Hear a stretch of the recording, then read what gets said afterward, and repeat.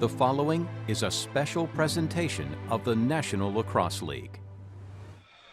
The New York Riptide seek their first franchise win against the great Lyle Thompson and the Georgia Swarm next on BR Live and MSG2.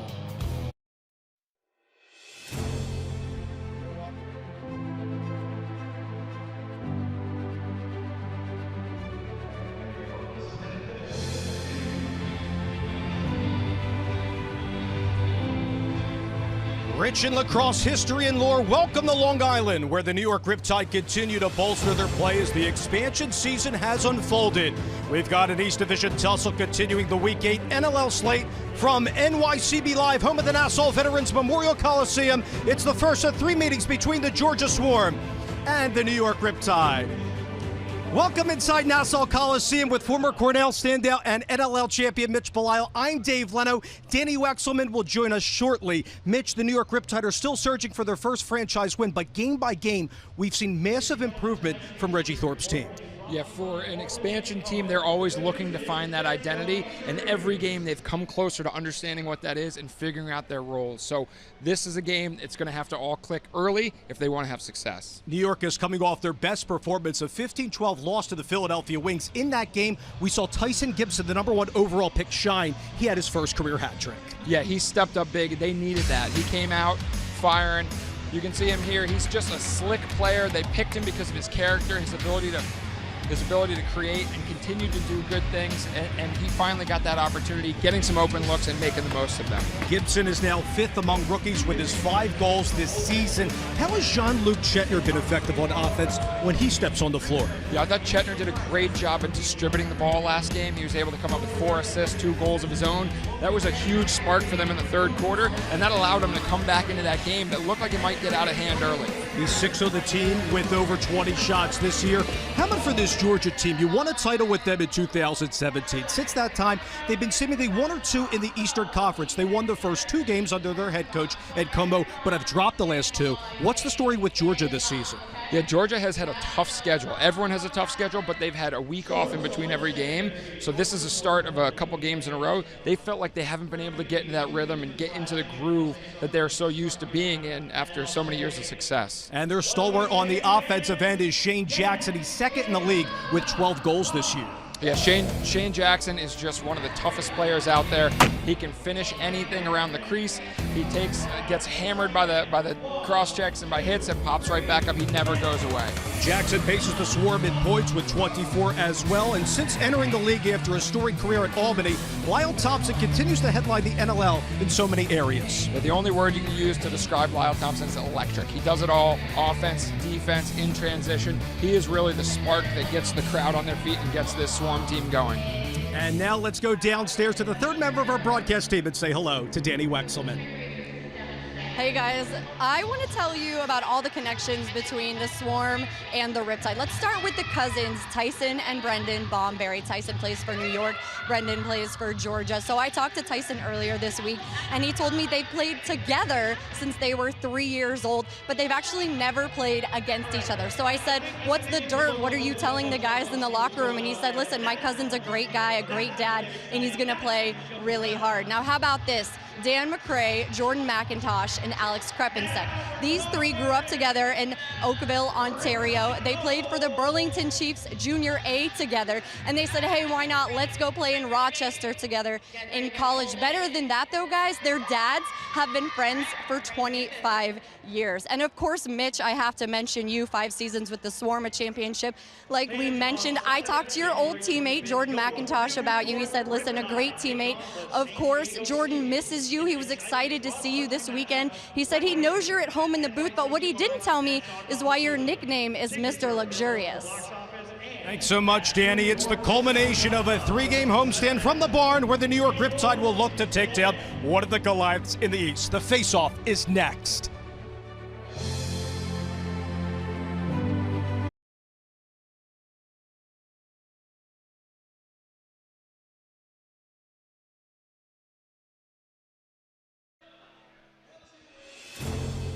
The NLL on BR Live and MSG2 is brought to you by Geico. 15 minutes could save you 15% or more on car insurance. Visit geico.com to see how much you could save.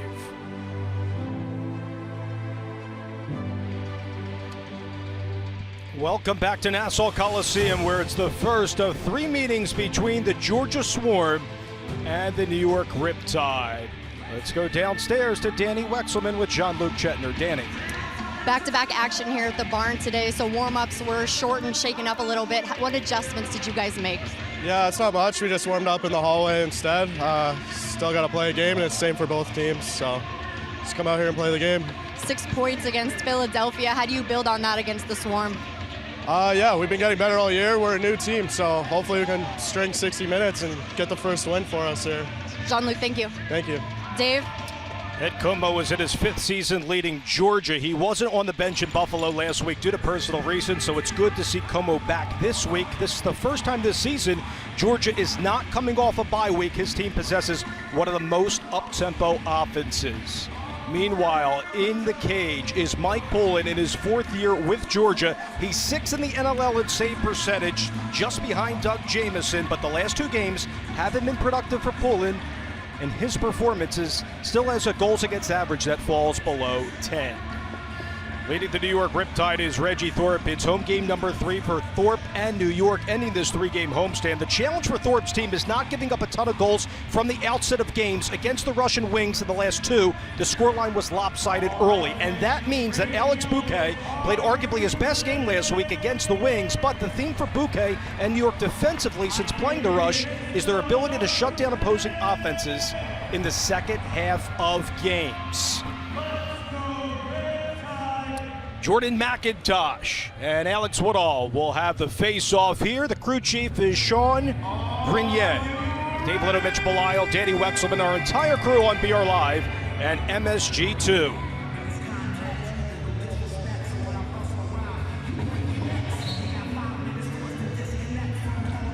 And the opening draw is won by Georgia, and we're underway here at Nassau Coliseum. Georgia Swarm come in at 2-2, 5th game this year. They're coming off back-to-back losses, most recently a loss to Buffalo, who's had Georgia's number as of late. Here's the dangerous Lyle Thompson navigating towards the left-hand side. The stick check by Wagner.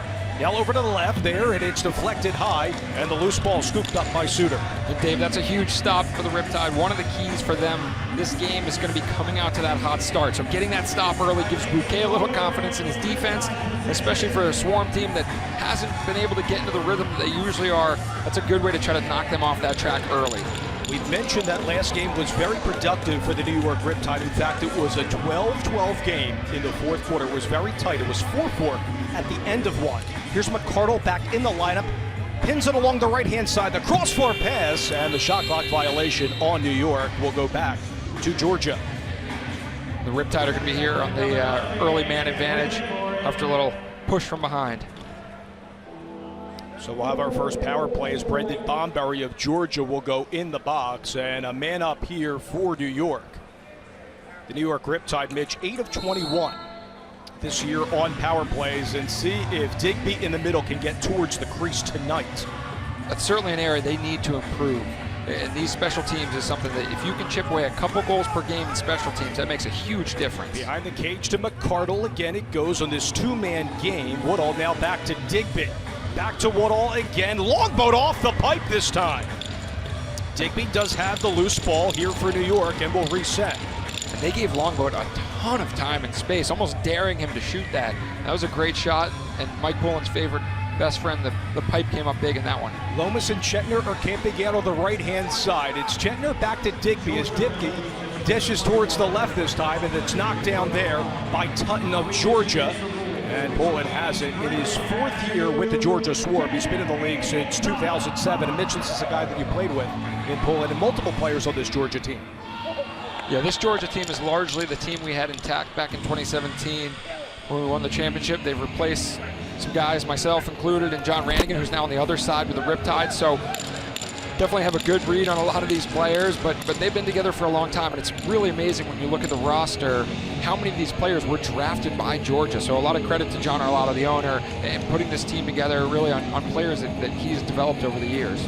Last year, this Georgia squad was 12-6, second in the East. Chetner's back on that right-hand side. There's the screen in front. Digby and Poulin Just marking that near post, and the shot there by Chetner over the top is read perfectly by Pullen. And there's his long outlet. Watch for this Georgia team, very dangerous in this up-tempo offense. And there's Joe White, a defender up ahead here for Georgia. Let's check in with Danny Wexelman. Yeah, you guys were mentioning that the Swarm team is primarily made up of a lot of the same guys from 2017. Mitch, you mentioned that. And when I talked to Jordan McIntosh about this, he said, listen, our motto this year is talent is never enough. We know that we have the team, but that's not enough. We have to go out and compete every single day to win another one. This Georgia team, in fact, outshot Buffalo last game despite the loss by 6 goals. This is one of the most productive offenses. In fact, they're 5th in the league in goals scored this year. Here's New York again, another offensive possession here. Lomas now inside the Georgia zone with that low angle shot, and perfectly to his right is Pullen, and the loose ball scooped up by Dunn of Georgia. Great pressure there by Longboat. Now he might get rewarded. And here he is on that breakaway towards the crease, but just wide of that near post.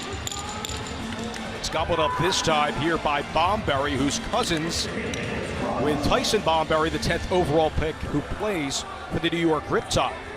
Both players competing for Syracuse in their college days. Look out of the offensive end for Shane Jackson. He's 2nd in the league. It's Miles Thompson, though, that goes wide, looking for Stotts. And Stotts is a guy, Mitch, who's been really productive in recent games. 3 goals and 3 assists last game. If you go back to the first 3 games for Georgia, he just had 1 goal.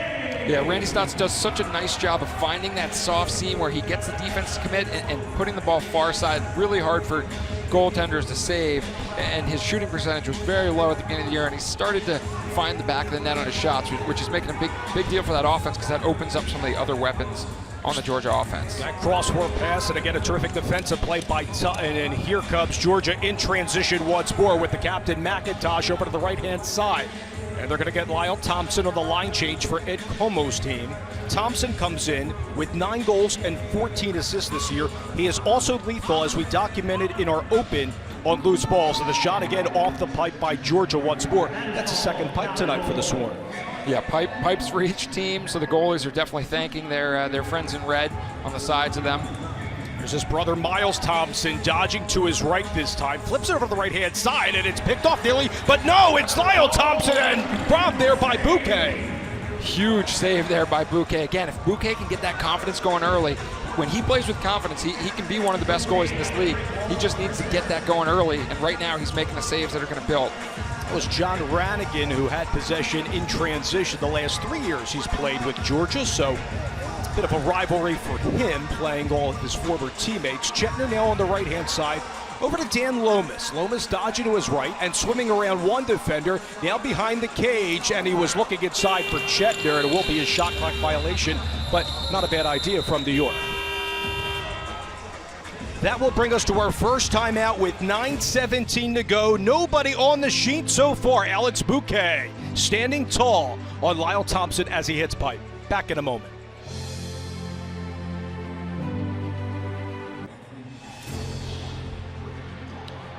Watch all the action from around the National Lacrosse League this season on BR Live and MSG Networks. Choose an annual, monthly, or per game pass. For more info, visit nll.com/BRLive. Dave Leno, Mitch Belisle, Danny Wexelman, our entire crew on Long Island as New York's looking for their first franchise win against the Georgia Swarm. And so far, Mitch, only 2 shots on goal, 4 loose balls gobbled up by Georgia. Yeah, I think Georgia's hit the post a few times. The Riptide have hit the post once, so both teams getting their looks in early. And Bouquet there says no on Shane Jackson. Loose ball again opportunity, and this time it's won by the captain, McRae, and he scoops it over to John Wagner, who was fantastic, the rookie out of Marquette last game. And that's a huge ground ball. Not only does he pick it up, but he draws that push in the back, so they're going to be man up. And in addition, they actually have a 6-on-5 opportunity here as they send Bouquet to the bench. Cage is open for New York. Delayed penalty upcoming here in favor of the New York Riptide. It's Thorpe on the right-hand side. Got the screen by Chetner. Now on the left, walking in. A good dodge there by Woodall, but Pullen says no. Longboat again had the opportunity inside, and Mike Pullen, for the 2nd consecutive time on Travis Longboat, says no. And Longboat with a great face dodge there. He draws the defender, brings it across his face, and we'll hear the call here. It looked like a push in the back to me. Georgia penalty, number 20, 2 minutes, check from behind.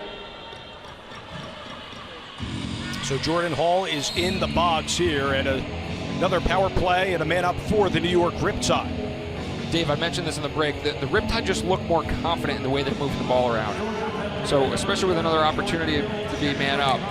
That's a push inside, and we're going to get another call coming up here against Georgia. And again, what a force Travis Longboat from Six Nations, Ontario, has been in this game, Bench. Yeah, he did not dress last game. We'll wait for the call for the referee. Penalty, 2 minutes, check from behind. So that's 3 checking from behind penalties on Georgia. And I know that Coach Como and Coach Thorpe thought that playing more physically was going to benefit the Riptide, and it seems like maybe the Swarm said we can't be played physically, and now they're paying for it with man down. It's a 5-on-3. Tyson Gibson is out there. Here's Chetner this time, and it's picked off, however. Tutton in possession here on the penalty kill. Tyson short-handed. Bouquet has it. And here's Gibson with plenty of time to go on the 5-on-3. Yeah, in box lacrosse, something interesting you'll probably see here is typically they'll only send 4 players down to play 4-on-3 with a 5th hanging high with the box. And actually, I'm going to be proven wrong here. They're going to go with a little bit of a star pattern with the man behind the net. Chetner over to the left-hand side. That cross-floor pass, they were looking for Lomas. He has it here. On the left it goes again, and the shot there. Rob Digby again, Mike Bullen. Another save at his total, and a long outlet after the change off the bench to Jackson, but he's marked by 3 New York players defensively. So Dave, I was mentioning a lot of teams, what you'll see is they'll run a box on offense and then drop a 5th guy back at the midfield line, almost to play free safety in case a shot goes wide, to make sure they don't lose possession. Look to the Riptide here, opting to put all 5 players in a shooting and scoring position with the 5th guy behind the goal as to act as a distributor. Something that I've noticed, they've brought the ball behind the goal almost every possession. So something that they clearly are changing up in their offense here. Granted, they've had quite a few power plays to work on. 15 seconds on the 5-on-3 for New York. Here's Chetner this time. Now back to the top. Over the top, Gibson to Digby. That cross-floor pass knocked out again by Georgia. It's Digby again behind the back, but pulling to his left-handed beautifully. Here's Lomas now. After the 5-on-3 ceases, we're 5-on-4 now. Chetner to the left, was looking back post again, and Mike Bullen's been huge tonight for the Swarm. That's a great penalty kill by Georgia. Yeah, Digby with a sneaky behind the back. I really like that. Great job by Pullen, kicking his leg out there and getting that save. Joel White comes out of the box for the Swarm, so we're even strength here, and that's hair pulling for Reggie Thorpe and his coaching staff there with multiple opportunities to get the game's first goal. Miles Thompson's back out there as well. It's Zed Williams now. Behind the cage it goes for the Swarm. On that 2-man game, looking for Williams, and Bouquet says no. Here's Jordan Hall back up to the top, and Miles Thompson navigating to his left. Thompson with firing shot, and Bouquet has had a successful start tonight a la Pullen. Yeah, Bouquet has looked fantastic out here. That's something that the Riptide defense will gain a lot of confidence from. That allows them to take a little bit more chances in transition when they know behind them they've got someone that's going to stop those outside shots. Wagner comes out of the line change for New York. No score, under 5:30 to go in our first stanza. McCardle now. Over to the left-hand side, dodging it for Thorpe, and a beautiful stick check in front by Joel White, the defender, and the long outlet to Brendan Bomberry. Bomberry on the 1v1 with McCardle. McCardle is in. Connor Kelly, we should note, not in the lineup tonight. Yeah, they brought Travis Longboat back in. He was out last week as they brought Jake Fox in. So mixing up the rights and the lefts, who they have more players on each side. Another big save by Bouquet. But that's what New York, Mitch, can ill afford, to allow Shane Jackson to come down right in the middle towards the crease. Yeah, you cannot leave players unmarked, especially those dangerous shooters like Randy Stotts, Shane Jackson, the Thompson brothers. Gibson, the number 1 pick, working with Digby on this 2-man game on the right-hand side. And Karamson and McCardle behind the back was looking inside to no avail to Lomas. On that left-hand side again, it is Digby. Now on the left, Gibson has it. Marked by 1, was looking inside to Chetner, but it's scooped up by Pullen of Georgia. Done now. Up the floor it goes to the captain, McIntosh, the 4th overall pick in 2011 out of RIT. Here are the Swarm looking for their third win this year, here now on the road. To the right, it's Zach Miller getting into action. Now to the top. Keep an eye on this play, and Randy Stotts, and behind the back he went from Miles Thompson just wide. Ranigan on the quick transition for John Wagner, the rookie, with 1 goal this year, and a flurry of line changes for both sides here. Both teams are putting the clamps down on the inside. A lot of good, solid physical checks inside. So while they're throwing the ball inside, people are getting hammered, getting knocked out of that middle area, which is what you're going to ask for from your defense on both sides. Here's Digby now. Marked by Tutton. It was Lomas that went well wide and scooped up by Digby. 1 to go on the shot clock. He'll just dump it into the Georgia end on the shot clock violation, and they'll get a change defensively for New York. But first, that will take us to our first and second timeouts of the game. 3:36 remaining in the opening going here. And what a behind the back it was here by Digby. But Pullen said no for Georgia.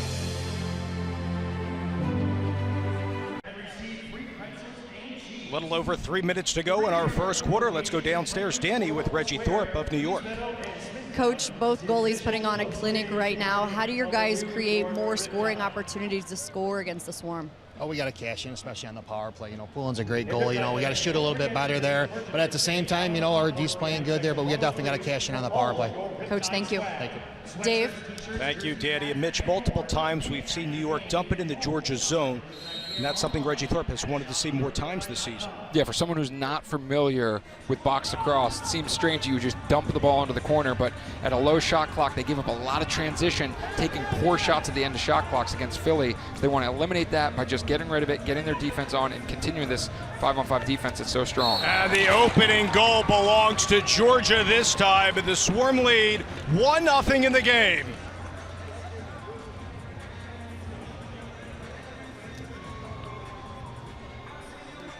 And Jordan Hall with a little alley-oop there. Randy Stotts finds him on that back door. That is one of the hardest things to defend in box lacrosse because the goalies, despite wearing all those pads, you can see Bouquet is hugging his pipe. He's got to get all the way across. He actually does a great job of coming back, and then Jordan Hall actually buries that back far side. So it goes from one side of the field all the way to the other, and then Jordan Hall puts it back on the opposite side again. So very difficult for a goalie to make that adjustment and read it across the field. It's the third goal this season for Jordan Hall, who last year was picked up in the expansive draft by the Philadelphia Wings, but he's back with Georgia, but more in a passing role this go around. Digby towards the crease, and that time it's Scott Johnston. Johnston gets the equalizer, and we're level at 1. Scott Johnston played offense his last stint around for the Toronto Rock, and he's showing why he can put the ball in the back of the net.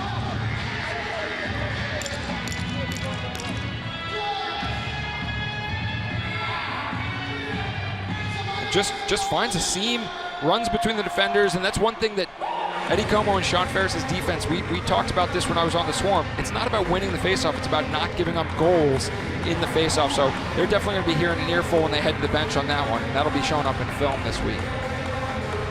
And that's Johnston's 9th career goal out of Oakville, Ontario, last played in 2016 with Toronto.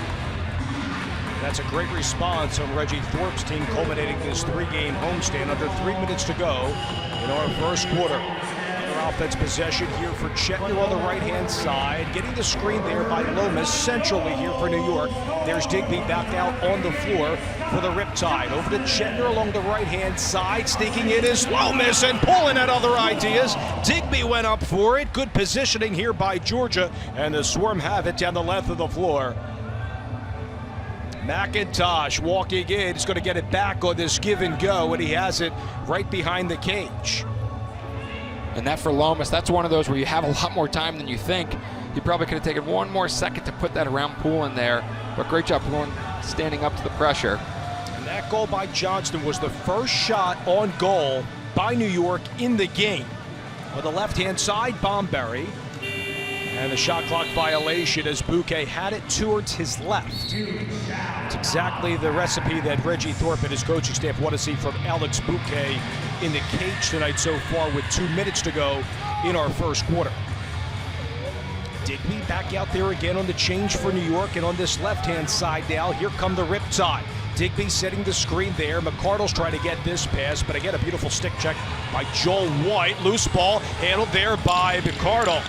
And McCardle gets it back for the Riptide. And these second chance opportunities, this was not happening in the first 5 games. These are huge possessions. Not only do you keep a tired defense out there, but you wear them down over time. So these second chance, this riding the ball back, these are huge, not just now, but for later in the game. These stick checks multiple times. New York is seeing 1v2 situations. Georgia doing a nice job just getting back defensively and getting set. Stotts gets a screen inside, was looking for that cross-4 pass. Wagner's there with a big check.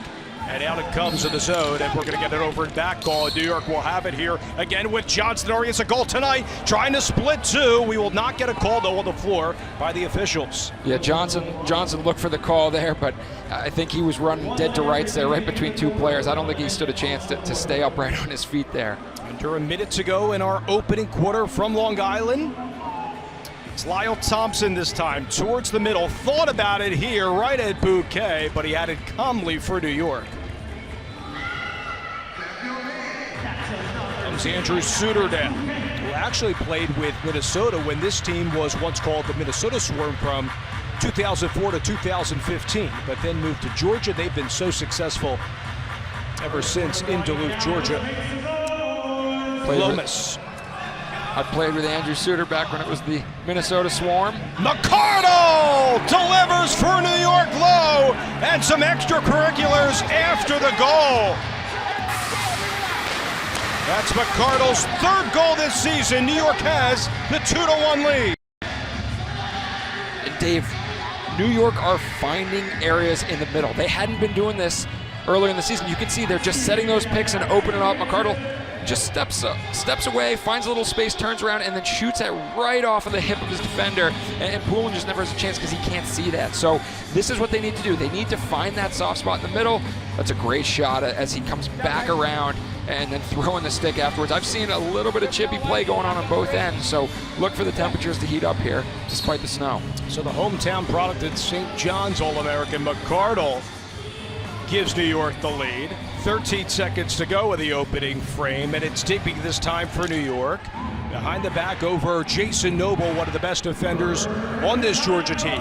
Shetner with 3 seconds to go. Cross-floor pass. Digby has to get it off. Doesn't see the horn. And that will do it for the opening frame. But what a start for the New York Riptide. Yeah, this is huge. We talked about them needing a fast start, and here they come. Up 2-1. This is exactly where they wanted to be. Jordan Hall gets on the board first for Georgia, then Johnston and McCardle answer. 2-1 New York after 1.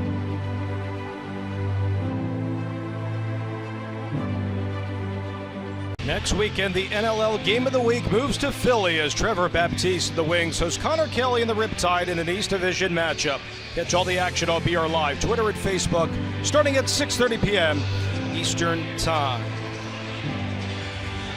It's going to be the second of 3 meetings between those two East foes, and that was quite the matchup against the Wings and New York. As mentioned off the top, that was a 12-12 game, but then they got a fluke goal that made it 13-12 for Philadelphia, and then the Wings rolled on. Yeah, I'm still scratching my head on that. That was the penalty that was called, but they scored the goal. To me, it doesn't make sense, and haven't gotten a 100% clear answer there on that one. But at the same time, there was that trickler that went through as it tipped off Bomberry's stick, so there were still opportunities for them to tie it back up, and they couldn't quite claw back. I will say, that game, second quarter, was all Wings, so they're going to have to really buckle down now. Let's check in with Danny. Yeah, guys, so in between the quarters, Dan McCray talking to his guys, talking about backside skips. He's telling his guys to watch the Swarm and their backside skips. Mitch, can you elaborate on that? Yeah, those backside skips, that is exactly how Jordan Hall scored that first goal of the game. And what they need to do is keep their sticks in the lanes defensively on the inside while cross-checking. So it's tough because you got to cover the players in the middle, but also watch for those skip passes through.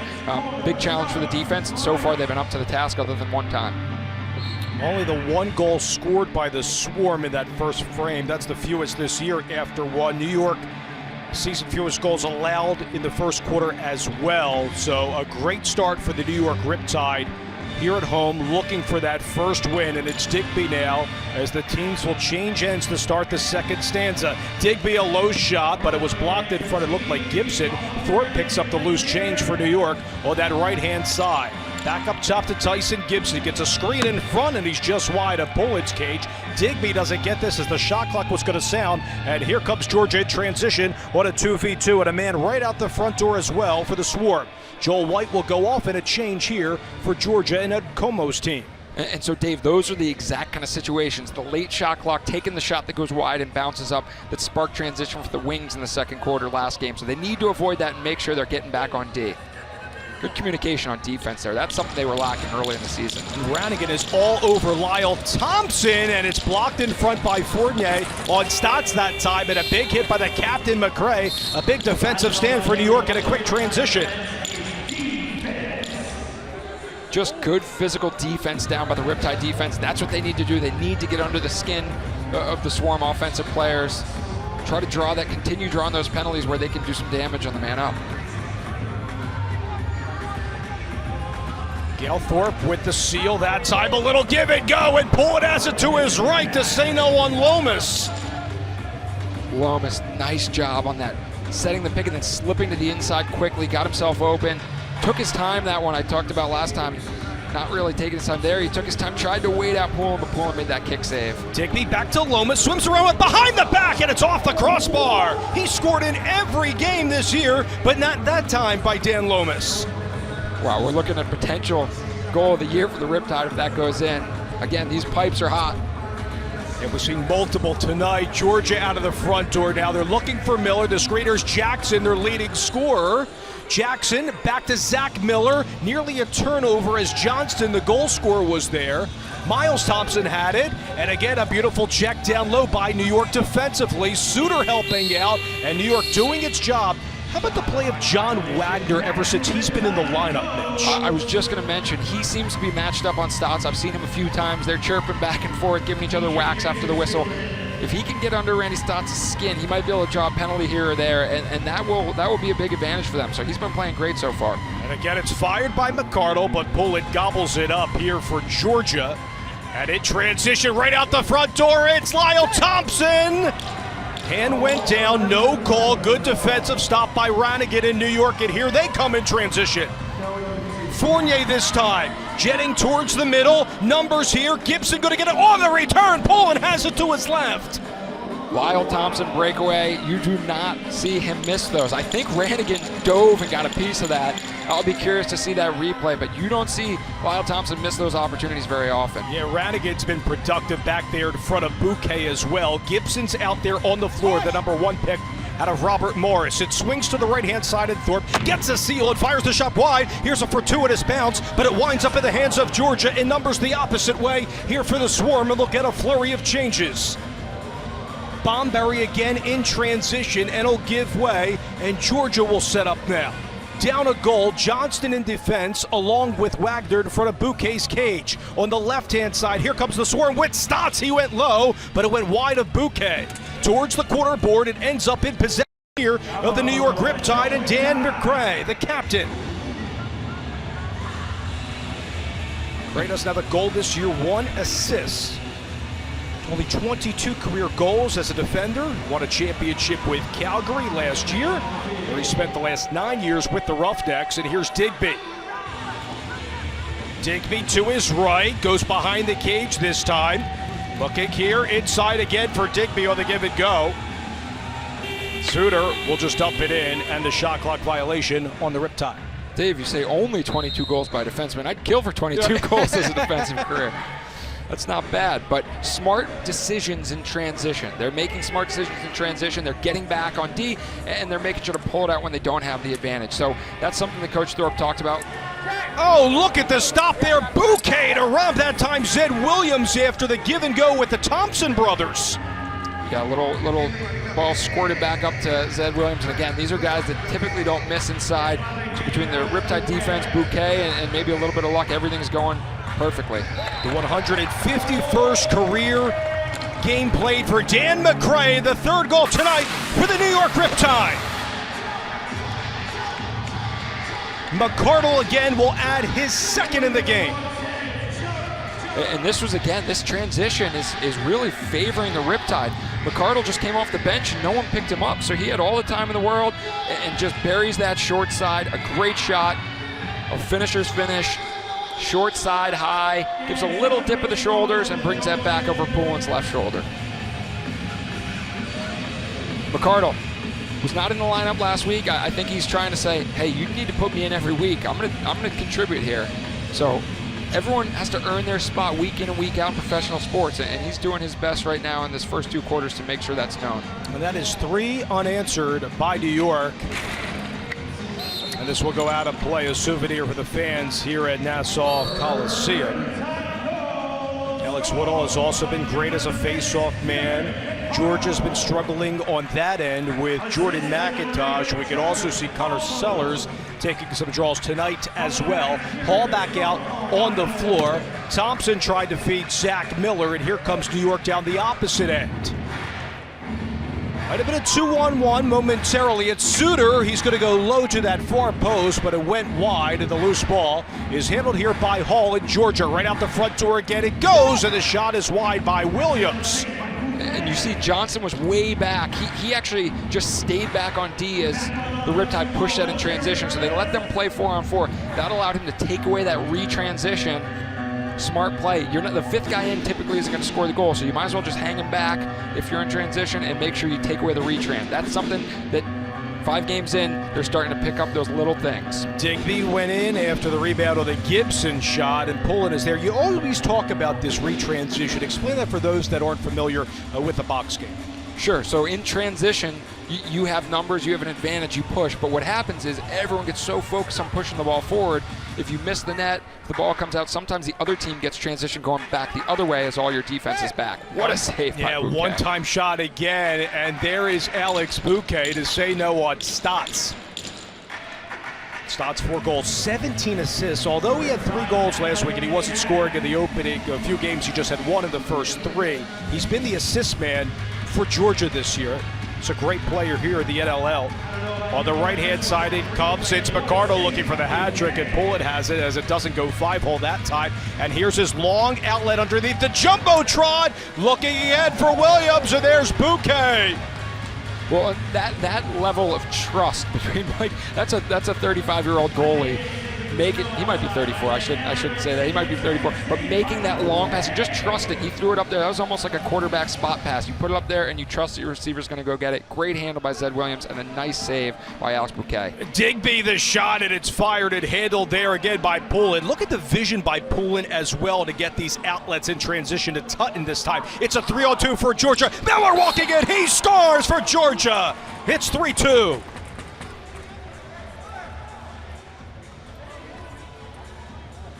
And it looked like there was a couple players that collided by the bench. There was a New York Riptide player on the floor, so he might have gotten tripped up as that substitution happened. I think someone was looking for a penalty there, but that leaves Zach Miller wide open in front, and he scores his first goal in a Swarm uniform.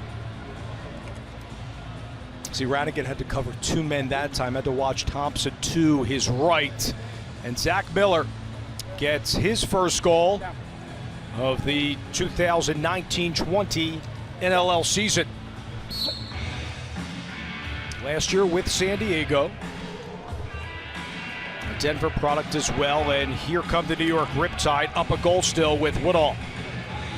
Dan McRae still out there for New York, and McRae in possession over past the halfway line.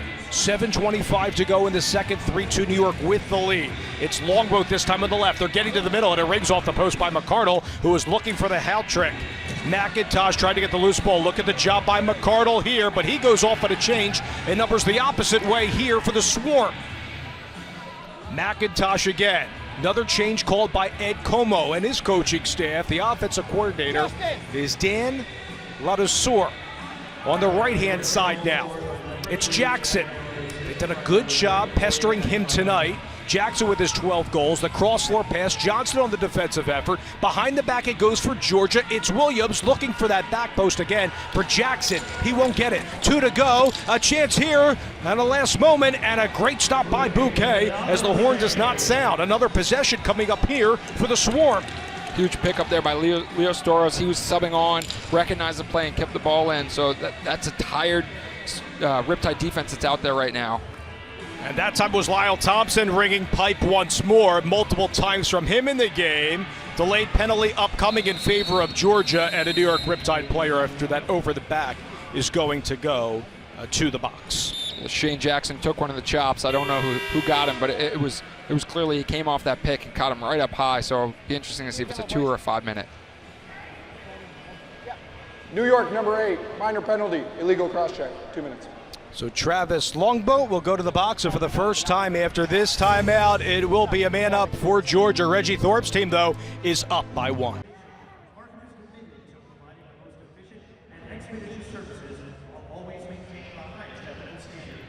Back at Nassau Coliseum, 3-2 New York leads. Danny Wexelman standing by with Ed Como of Georgia. Danny.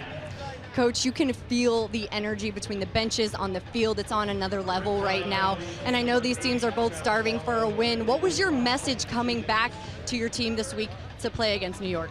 Well, I think, we talked about it. We've watched New York. They've been getting better every week. And they got a lot of veteran guys down there that know what it takes to win. And we need it to be a lot better. So that was the message. We got to play our game and be a lot better. Coach, thank you. Thank you. Dave? Thanks, Danny. And here is Georgia on the man up with Longboat in the box. Look for Stotts at the top along with Hall. Behind the back, Jackson, and Bouquet keeps the possession alive here for the New York Riptide. Just joining us, it's been a great start for both goaltenders tonight in Poulin and Bouquet. Shorthanded, here comes Digby for New York. Bounce pass cross floor looking for McCardle. He also has 2 goals tonight for the Riptide. And it's Digby now. Digby with space to his right, that over-the-top shot, and Poulin has it. Here's that quick transition. These outlets have been advantageous tonight for Jason Noble and company in the game. Yeah, Digby behind the play there just went to hit Tutton, took the short end of that stick. It's getting physical out here. It's getting chippy. But in terms of your long passes, yeah, the Swarm, they have that chemistry of shooting those long passes, and there's Jordan Hall with a shot. Jordan Hall gets his 2nd goal tonight, and we're deadlocked at 3 on the power play goal for the Swarm.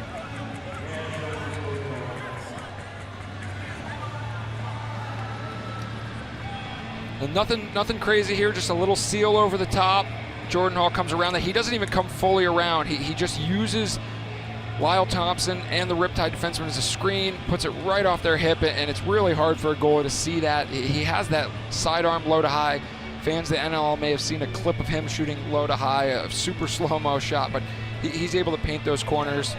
Jordan Hall, actually the #1 pick for the New York Riptide, same draft class as me back in 2007 for the 2008 season. So I was teammates with Jordan for our first year in the league with the New York, right here with the New York Titans.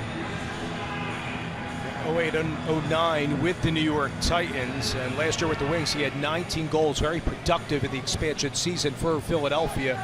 And they look great in year 2 as well under their head coach Paul Day. On the left-hand side, it's Gibson. Sealing there was Longboat for New York, and Poulin again makes another stop in the game. It's White this time. Long pass up ahead for Wiedemann. Wiedemann sees a flurry of changes here from Georgia. Miller back out there as well on offense here for Ed Como's team. On the right-hand side, it's Jackson. Behind the back, it's Miller, and Bouquet denies him. And a penalty upcoming against Ranigan of New York. Looked like a cross-check. And that's a tough one. Ranigan fell on top of Miller. He tripped over his feet, and he ended up cross-checking him as he fell. He's trying to argue that I didn't mean to do that.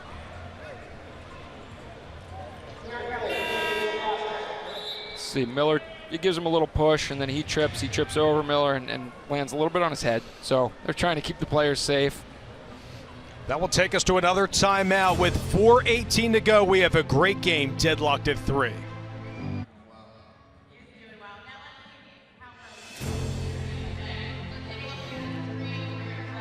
Back here at the barn, it's 3-3 in the midst of the second quarter with 4:18 remaining in our first half. It is Stick Up to Cancer night as we continue our fight against cancer, and look at all the fans inside Nassau Veterans Memorial Coliseum saying who they are fighting for to take down cancer. A very touching moment here in New York. Absolutely, and you'd be hard-pressed to find someone who hasn't been touched by it in their lives. So great to see the Riptide getting behind it and helping in the fight.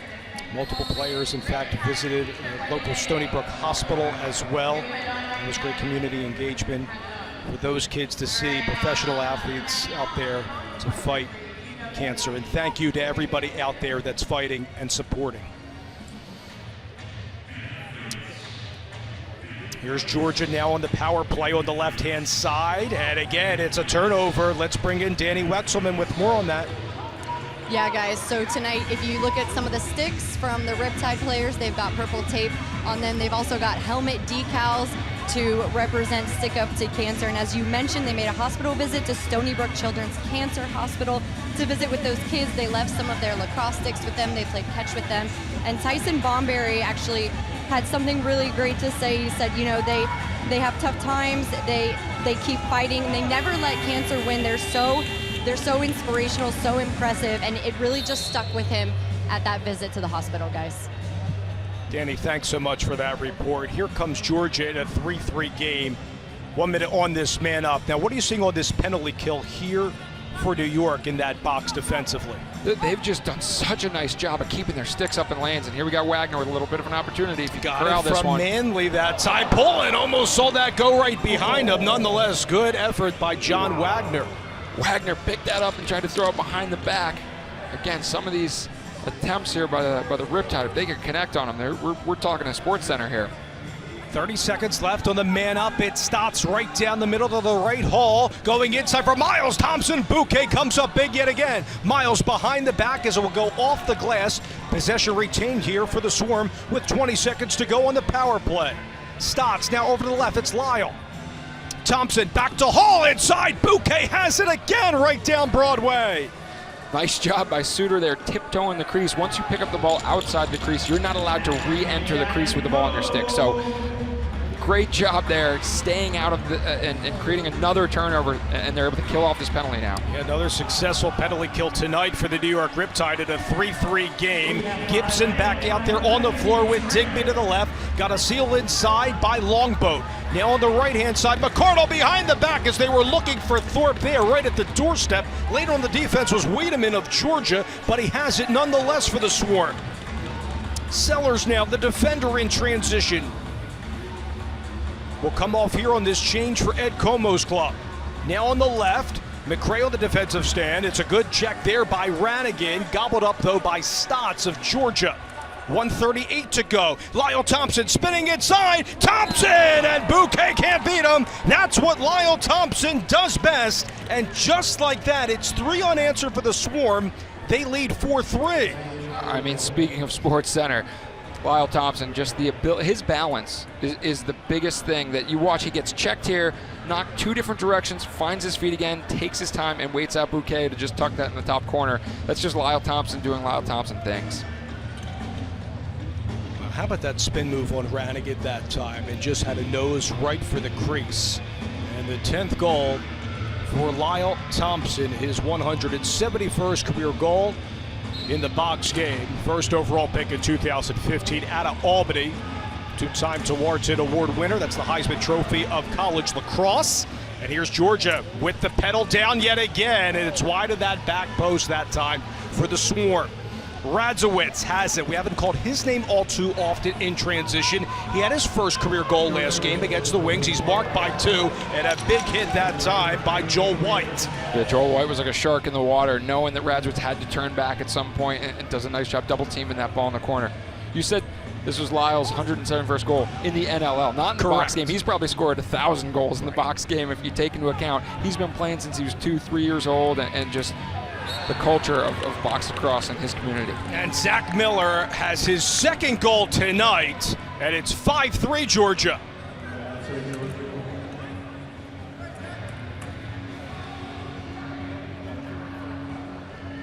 And again, this is where the Riptide, it looks like they're just getting slight breakdowns in the communication. This was something they did so well in the first quarter. It gets harder and harder as you get tired to keep up that level of communication, keep up that level of talk. So just a nice little slip pick there. Miller finds that soft spot, and then when you have a player like Jackson to dump it to him, just such a nice feather over to him, and then he buries it. And it is important to note that Zach Miller is in the lineup for Brian Cole, who got hurt last game. Big hit towards the benches as well from both teams. McCray going to it. So is Williams of Georgia, who wants it. It is McCray and New York on the odd man rush.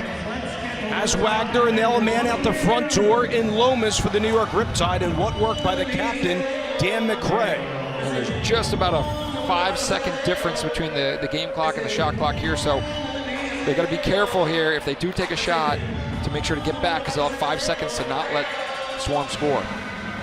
Here's New York now with Longboat back out there. It's Digby this time. Dodging around one man, Digby with the shot, and again Poland had it. 4 seconds to go, and the whistle sounds. And they're going to take a timeout here. Smart play there. I don't know if it was a player on the field or if they heard Reggie right away, but they got the reset. They hit Poland with a shot. As soon as you can call that timeout, you want to do it. Try to draw something up for this last 4 seconds. And I think looks like Digby's going to ask him for a couple more seconds on the clock. Yeah, so our crew chief is Sean Grenier, and that's right. Maybe we can get one more second up there. You can see Reggie saying 5. There should be 5 on the clock. He called that as soon as that ball hit Poland and he saw they scooped it up. I'm sure he was screaming for that timeout. So with 5 seconds, let's say right now, it's 5 or 6 seconds, maybe 1 or 2 that might be put on here. What do you draw up in such a short amount of time here? Yeah, 4 seconds is actually a lot in box lacrosse because you have possession of the ball. They're probably going to want to get one seal to come around and then maybe a slip. So you have either the player who comes off of the pick or you have the picker opening to the goal. Probably only going to have 1 or 2 looks and then maybe send the guy down the backside to look for the alley-oop that we saw Jordan Hall scoring for the first goal of the game. And you can hear the mic'd up refs. He's saying it's when we hear it. So it's when they hear the timeout. So that's why they're saying we're not adding more time to this. So look for a little backside pick action. Maybe an on-ball pick and some action on the backside too. Extra guy out there as well, but it's a turnover there in the open cage on the length of the floor, and it's wide by Chad Tutton, and that will do it for the first half. Georgia will go into the locker room leading 5-3. Yeah, and the Riptide, they don't want to be down, but they got to be pretty happy about being just down by 2 here. They gave up a couple late opportunities towards the second part of that second quarter. So this third quarter is where they're going to really need to shine like they did against the Wings last time. It has been a game of runs we saw after the opening goal by Hall. Johnston, McCardle, and then McCardle again, which made it 3-1 in favor of New York, and that it was 4 unanswered by Georgia in this game. So such a surge later in the second half by the Georgia Swarm that they're looking for win number 3 on the season. Let's go downstairs to Danny. Thanks, guys. Kieran, extra chippy tonight, extra physical. How hungry are you guys for this first win? We're very hungry. You know, it's been a rough start for us, but we're keeping to our system and keep fighting hard, and, you know, hopefully it'll show up in the win column. More spaces are being created out there. More picks are being set. What else are you guys going to work on in the second half to get above the Swarm? We just got to work on, you know, finishing our shots. You know, that's what it comes down to, is putting the ball in the back of the net. Our defense is doing a great job. We just got to capitalize. Thank you. Thanks a lot. Dave? Thank you very much, Danny. 2 goals by McCardle in the game, 2 goals by Hall as well. Zach Miller with his second in addition to that. It's 5-3 Georgia after 1. NLL at the half is coming.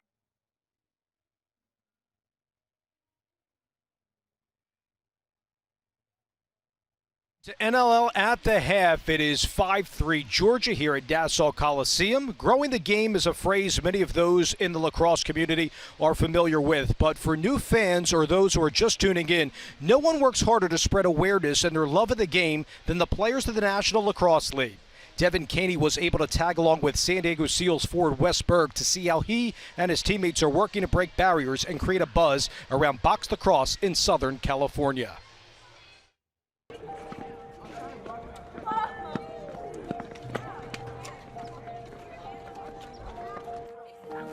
Good shot. You'll see kids who have literally never picked a stick up in their life, and then you'll have kids who've played for 6 or 7 years with some talent. There you go, good shot. We split them up and kind of make it interesting and fun for all of them, and we get quite a few coaches out there with a lot of experience coaching kids and at the youth level, and some kids who have played before. So we just show up and we bring a bunch of sticks and some balls, and sometimes we're told there's 20 kids and 60 or 70 will show up, so that's always good to see, and we kind of coach on the fly and change some things up depending on the skill level. Good shot. There we go, we're getting the hang of it, eh? Good. Something that I feel like people in our lacrosse world are always talking about is growing the game. Is that the goal, to kind of get either new players or fans? Definitely. So we're trying to not only bring lacrosse to some areas around here with different demographics that might have never even seen lacrosse before, kind of trying to break those barriers and get in there and get some kids who've never even heard of it before, and a lot of times they pick it up, and some kids are just naturals at it and they love it and they start playing it, and their little brother might pick it up and they come out to a game, which is awesome to see. And sometimes they decide, no, baseball or soccer or football is for them. After we shoot, we got to go down low, right? We need some passers down there. A lot of times in the North County, there's some areas where lacrosse has been there for quite some time, and there's a lot of people from the East Coast where their parents had played, and so they've already seen lacrosse, but we're trying to show them indoor lacrosse. So we hope to get you guys out to some games. If you haven't been to a box lacrosse game, they're a lot of fun. Some kids who've been introduced to the field game but may have never seen box or may have never played box before. Growing up, I never had access to a professional football player with the Colts when they were in Baltimore. Baseball players, the Orioles, were never around. We never got a chance to shake someone's hand that was a professional athlete unless we just bumped into them by accident at a grocery store and you were too nervous to go up and talk to them. So you guys all have a tremendous opportunity to be on a field, to be here today, and to talk to guys that get paid at the highest level of a sport and learn from them and grow with the sport. So we really appreciate you guys being out here. It's been good. All right, let's break it down. Let's break it down. Sticks up. Sticks up.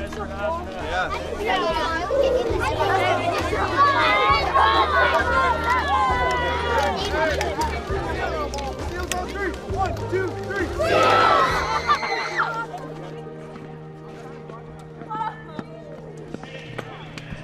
After these messages, Mitch, Danny, and I will break down the first half of play. You're watching the NLL on BR Live and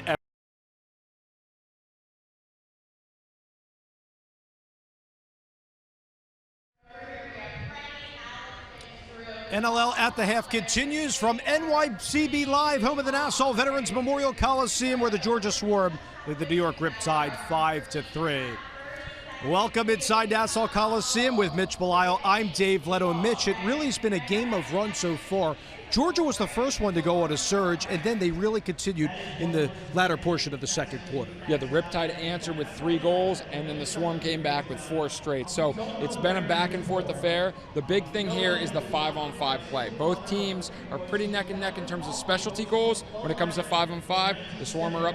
They've scored 3 and settled 5-on-5, while Riptide have only scored 1. As we take a look at the first half highlights, both goaltenders have been fantastic in this game, but it was Georgia that struck first. Jordan Hall with a little alley-oop dunk on the backside. And then it was the Riptide answering. Scott Johnson showing why he played offense back in his time at Toronto Rock. Kieran McCardle as well was also fantastic. Didn't play last game, but here he really delivered and had Poland's number through one half of play. Yeah, he came up with the next 2 goals. You can see he's a feisty player. He likes to mix it up, and that's the reason why he's able to get his hands free and find those goals, because he pushes, he drives, and he finds space. Yeah, off ball, he was very advantageous amid the defenders in Noble and company. Bouquet was solid, but then Zach Miller had an awesome first half. Yeah, Zach Miller with his first and second career NLL goal. He was a member of the Seals last year, so excited to see him stepping up and playing a high-level game right now. But what do you think went wrong for the New York Riptide defensively? Because you see, Lyle Thompson with just a beautiful move to beat Bouquet there, but why is there so much space centrally defensively for New York allowing these goals? Yeah, they did such a nice job of packing it in the first quarter. And the second quarter, you could see the Swarm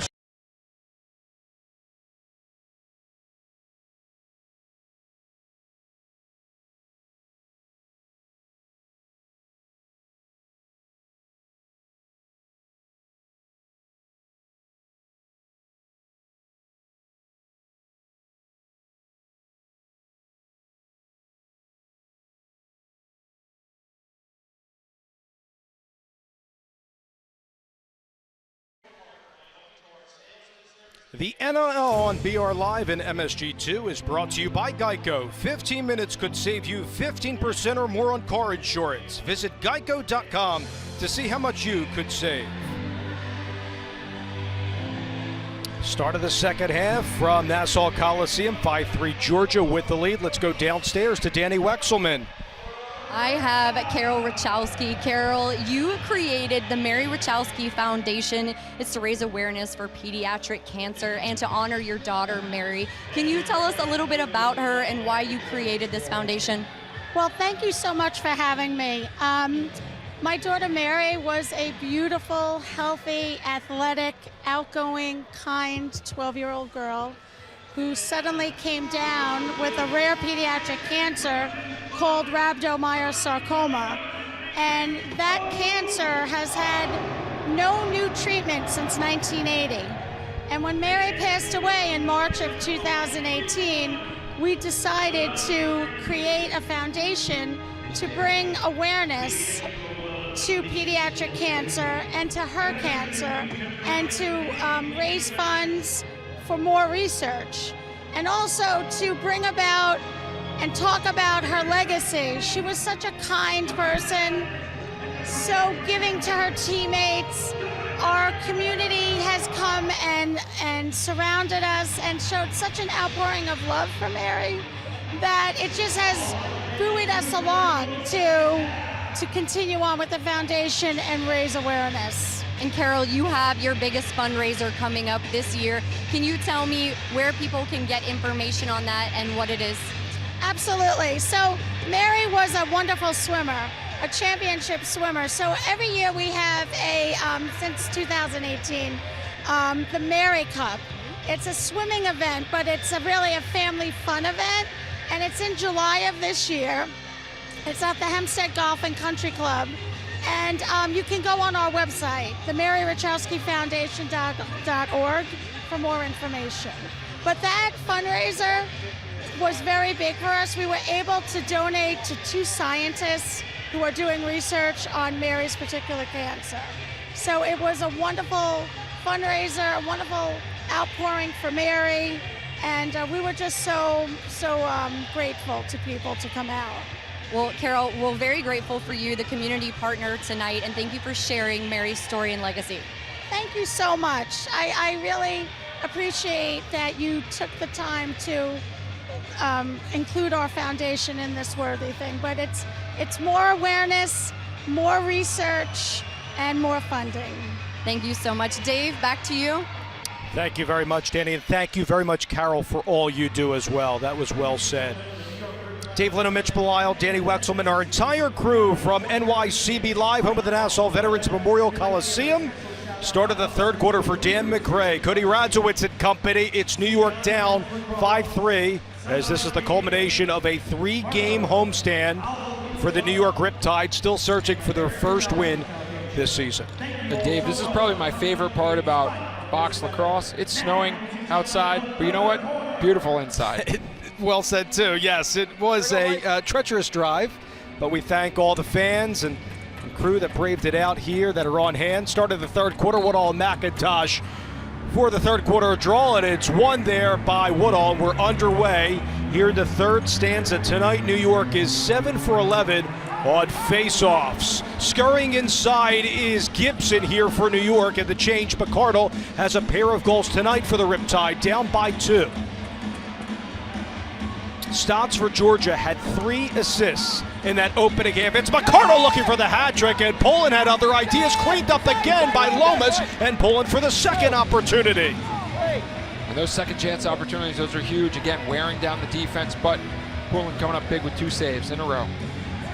McIntosh still out there along with Sellers, who will come off on a change, and it's a seal inside by Hall, who also has a pair of goals tonight. It's Stotsdale, as mentioned, with those 3 assists, moving inside behind the back, and it goes off the pipe again there for Georgia. It was Hall once more. Down the other side of the floor it goes for New York and Chetner. Johnston's also out there, who has a goal tonight, and a flurry of line changes here for the New York side. Chetner now to his left, cross-form pass for Digby. Around 1 man, Digby towards the crease with a crease dive, and Poland says no. Poland stuck his big left paw out there and denied him. Digby, that's a big body you got flying across the crease there. Long pass to Brendan Bomberry, cousin of Tyson, who's out there for New York. Both players competing for Syracuse. Now over to the right-hand side, behind the cage for the Swarm, up by 2 goals. Radzowitz on the defensive effort. Miles Thompson to the left now. Zed Williams gets a screen in front. Flurries around 2, a 360 move, and again, it's denied. Williams, though, has it, and Bouquet salvages the defensive stop for New York. And that physical inside play, that's something Coach Thorpe talked about on our call this week. He said, we saw Buffalo wear down the Swarm with physical play on the inside. It's hard to do that in the second half. They're going to have to continue banging bodies, get into the inside, and then defensively cross-checking hard in the middle. The most goals scored by Georgia out of any quarter has been the third this year. Let's see if they can continue that or New York can quell that here at home. And it's Longboat that time, and again, tried to go low on Poulin. Mitch, that seems to be a theme that they're going low, obviously towards the corners there on Poulin tonight. Yeah, he's one of those goalies where if you can get him dropping early, you can try to put it upstairs. But Poulin is just, he's a multi-time all-star in this league, and he knows how to make saves. Good move inside. It was Hall right at the doorstep as he ran past Suter that time. And here's Manley, the Duke product. A little slippery backdoor cut. He fakes like he's going to the outside just to take a pass, and then he back cut. We were talking about that before the game, that backdoor move. It's such a great play for quick, shifty players. I was just going to say that's a theme that's carried over from half one, and hopefully we'll stop at half number 2. Players slipping inside right down the middle. There's an opportunity here for Jetner on the right-hand side. Was looking diagonally there, but to no avail. Had the man momentarily in Digby, and Georgia has it. And the Swarm are coming off back-to-back losses there. Stick check by McCardle, and now it's Miles Thompson. A wrap check by McCardle rattled his stick, but the ball stayed in. Thompson to his right this time. Into the right-hand corner, Radzowitz defensively here. And the shot by Miller goes high. Another beautiful stick check by New York, and McCray has it looking up the length of the field and behind the back to John Wagner. A little bit of pressure there by Zed Williams. He's a big body. He can put some pressure on a defensive player carrying the ball up. Gail Thorpe also had 1 goal, 1 assist against the Wings. He has 4 this year, but Poulin wasn't fooled that time for the Swarm. And up the length of the field is Joel White working in tandem with Sellers. And Dave, it's still early in the quarter, but the Riptide have to get more guys flooding to the middle. They've been keeping the ball on the outside, and everyone's a little bit stagnant right now. Whereas the first half, they were flying around, getting in the middle, working, and continuing to bang bodies on that inside part. Yeah, the ball's been moving good for Georgia on this up-tempo offense. We're going to get a penalty called here on Suter, though, of New York, and a man up in favor of Georgia upcoming. And that's going to be a holding call, and that's a tough one. A little roll dodge. I really like Suter's defense there. We'll see if he got caught. I thought he did a nice job of keeping his free hand off of the Swarm player. He came over the top with his stick. Anytime a player falls and you have one hand on your stick, you look pretty guilty, Dave. Georgia's 1 power play goal tonight. Stotts out there along with the Thompson brothers. It was Stotts right down Broadway, and McCray just poked it into Bouquet. We haven't seen these long outlets by Bouquet tonight. He'll go for it here as it caroms into Stotts. Up the length of the floor, it's Lyle Thompson has a goal tonight and a little bit of trickery on that 360 move. Thompson around one man and rounding it behind the back, was looking for his brother Miles, who wasn't ready for it. Jackson now, who's been held tonight. Jackson, their leading scorer for the Swarm. 1:20 to go on the man advantage. Majority of the action has come from the right side of the floor to save Zach Miller, who's been fantastic. And the crease dive is in. It's Shane Jackson right on cue. He must have heard you, Dave. Yep, and it's 6-3 Georgia. That is 5 straight goals for the Swarm on the road. And those special teams are so dangerous for the Georgia Swarm. They have so many weapons. It's like, who do you pick? It's pick your poison there, and they move it to Jackson. He just has that sliver, and he dives across the crease to improve his angle. You could say Bouquet is in great position, but when you dive and extend your stick, Shane Jackson might not be the tallest guy, but when his stick is extended, he's full 7-8 feet tall. He's able to tuck that over the back shoulder. And it was a beautiful pass there by Jordan Hall as well behind the back. You know, what impresses me so much out of all the teams that we've seen with this Georgia side, Mitch, is just how fast they move the ball quickly. Not only diagonally, but just wheeling around. Well, and a lot of that comes from the experience. These guys have been together for so long. I think I mentioned this earlier. 14 of the players were actually drafted by Georgia, so they've been picked and then continued their careers here at Georgia. It's a team that's really been hand-selected by the Swarm staff. Williams this time was negated by 2 sticks in front of him with the loose ball. It caromed in there by Hall. 25 and a fresh shot clock for the Georgia Swarm on the road. First time they're playing back-to-back action. Usually they've been having a bye. It's Stotts racing in, and his foot's in the crease, so this will not count for Stotts, and that will take us to a timeout here in the third. 9:15 to go in the third quarter.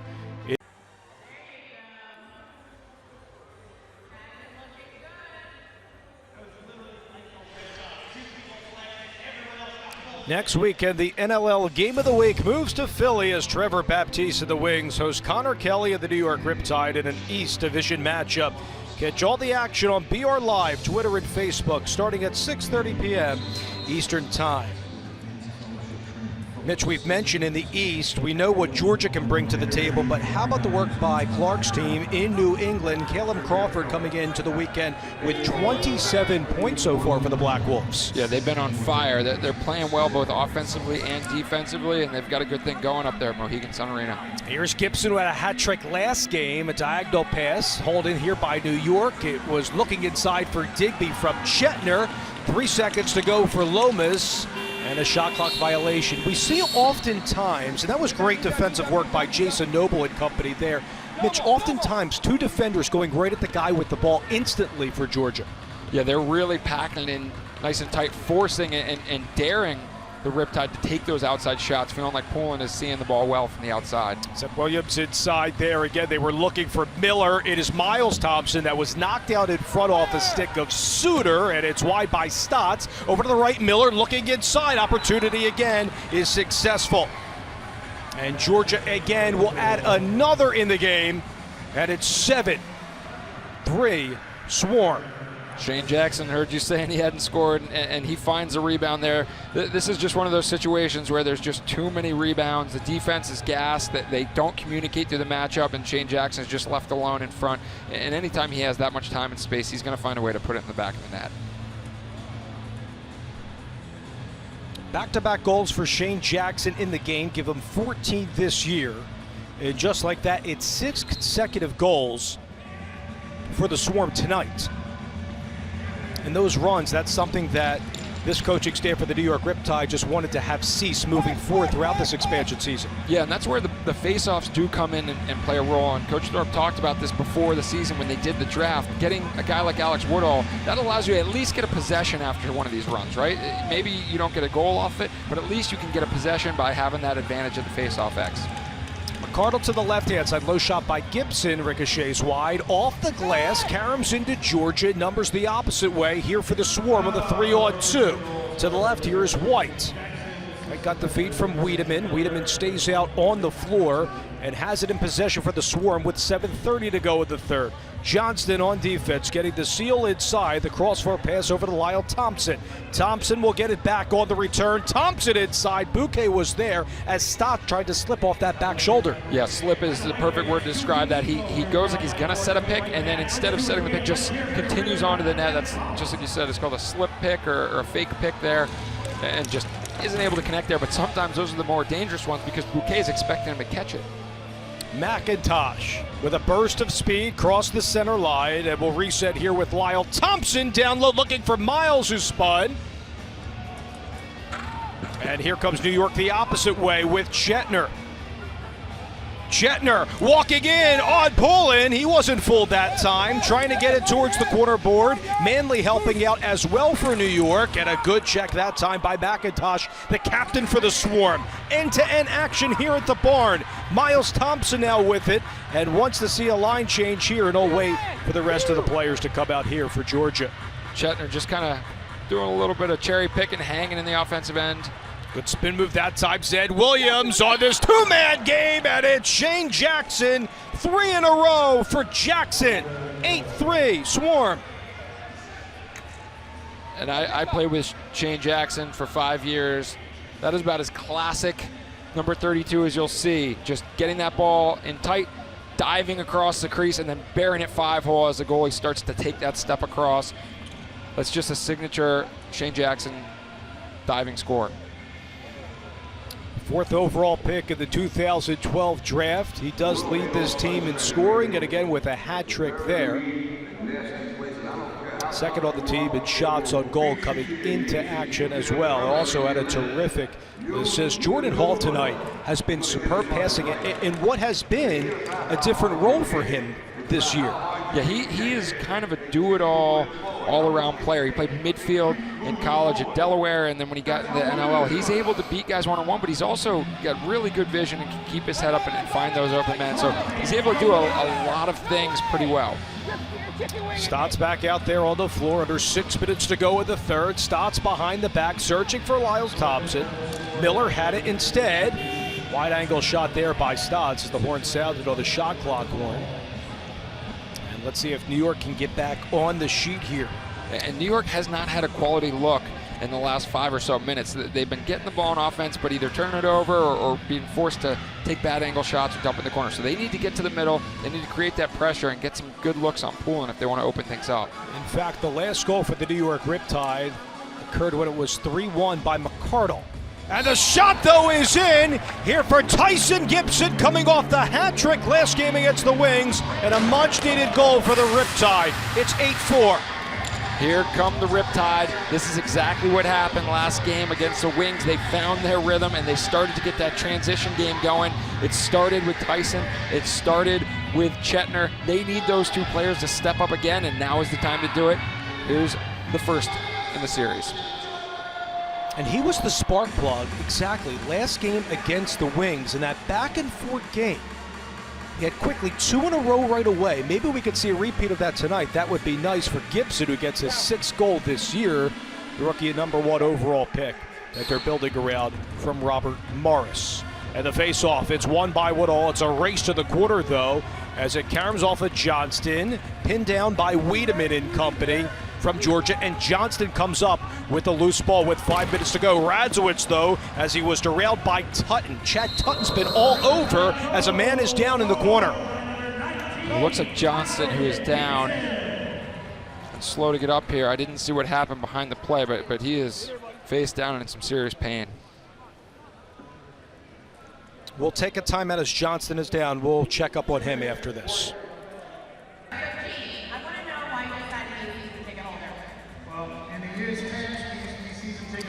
Pipeline Coffee is proud to be the official coffee of the New York Riptide. For fresh, local, sustainable coffee made proudly on Long Island, visit our 2 locations in Rockville Center and Wausau. Orland & Cohen, Long Island's premier orthopedic and sports medicine group, is proud to be the official orthopedic and sports medicine provider for the New York Riptide. Visit orlandcohen.com to find out more about their services. There was a boarding call that was made by the officials during the timeout, so it is a man up for New York. Johnston went back to the bench. He appears to be all right. Here's Chetner now on the power play. Digby, it was a stick check in front there. It was nice work by Joel White. Still in possession for New York. There's the dunk opportunity, and it rings off the crossbar. Poulin was there as well. Short-handed McIntosh here, spinning to his right, regains his positioning, and we'll wait here on the penalty kill for Georgia. Big moment of the game for the New York Riptide as they got a goal moments ago by Tyson Gibson, the #1 overall pick. And this is an area the Riptide need to get contributions from, and that's the special teams, the power play. So Poulin, he looks like he's tugging his back. I don't know if he just stretched awkwardly as he went to block that dunk attempt, but they want to keep pouring it on, and they got to get a look in this power play and get their man up going. 1 minute to go on the man advantage here for New York, down by 4 goals. Chetner's back out there, and so is Lomas on the right-hand side. Digby will command up top behind the back. Gibson! Back-to-back for Tyson Gibson. It's 8-5.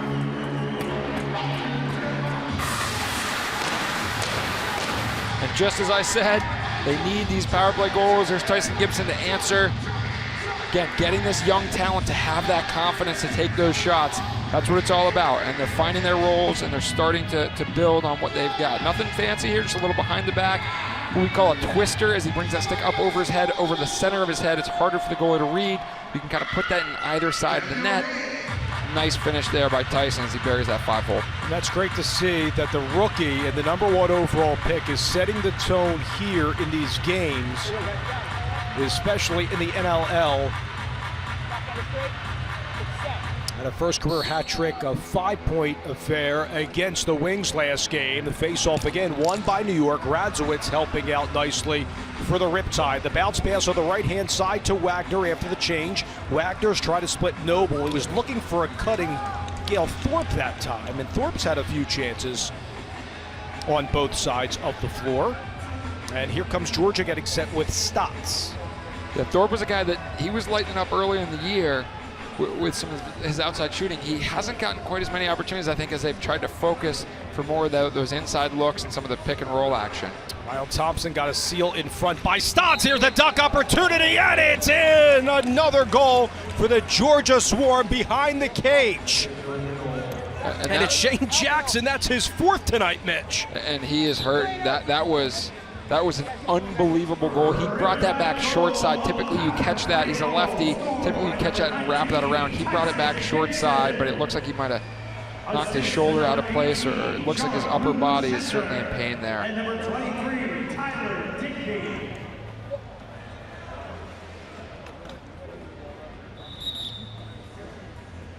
You can see they throw. He's on the wrong side, his wrong hand, so it looks like it's a goal you want to, or a shot you want to give up, and then he puts it in short side, and he just kind of lands awkwardly either on his wrist or his arm. The goal has been challenged by overtime.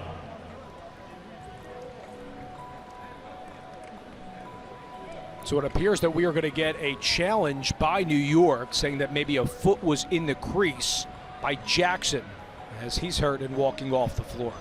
And I heard from the ref mic something say hand. I think they might actually say his hand was in before the ball went in.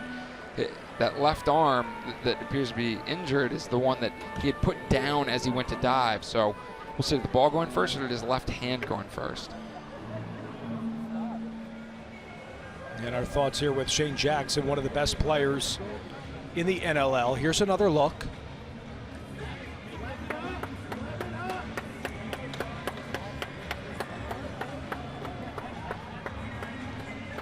Get another terrific feed by Jordan Hall behind the cage. Here's the crease dive. Look at that left hand. Great shot by our crew there. Radzowitz went high, but Jackson just beat him and Bouquet in that situation. Dave, that's a pretty good challenge. I think they can get one more look at that. His hand appeared to be down on the turf as the ball was crossing the line. The entire ball has to be over the line before he touches down. The real question is it insurmountable? Is that conclusive evidence, because they did call it a goal on the field? Shane Jackson has 9 hat tricks in 3 straight games. He is continuing to deliver. This would be his 4th goal tonight. Sean Grenier and company want to see this look as well.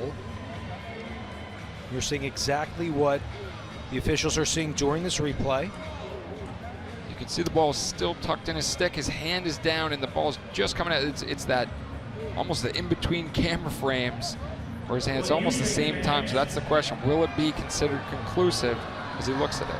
I'm sorry, I can't hear you. And the real bigger concern, more so than this goal for Georgia, is Shane Jackson going to be all right, because he has been on fire this year. While we take another look, give me the referee. 2017 All-Pro second-team player, was also All-Rookie team in 2013, 4th overall pick. Let's After get the review, call. the Shears arm comes down prior to ball crossing. No goal. It will be negated. Okay. So we'll be an 8-5 scoring line. Don't count that goal by Shane Jackson, so he just has 3 tonight. Nonetheless, a great effort by Jackson, and hope for Georgia that he's all right for Ed Como and company. But again, another break here for the New York Riptide. Have to take advantage. Yeah, smart decision to throw the flag there, and now they'll get an opportunity here to get some reps on this 5-on-5 where they need to gain the advantage. McCardle towards the right. Spins around a man. On the 2-man game, it's Lomas. That diagonal pass sails high. Sturisnet. I like what Lomas and McCardle are doing. They're opening things up for each other. Storos went right at Bouquet, and he wasn't fooled. Wagner back out there. Storos jets back defensively. Lomas out there as well. Now Wagner will come off on a change for New York, just down 3 goals with 2:25 remaining in the third.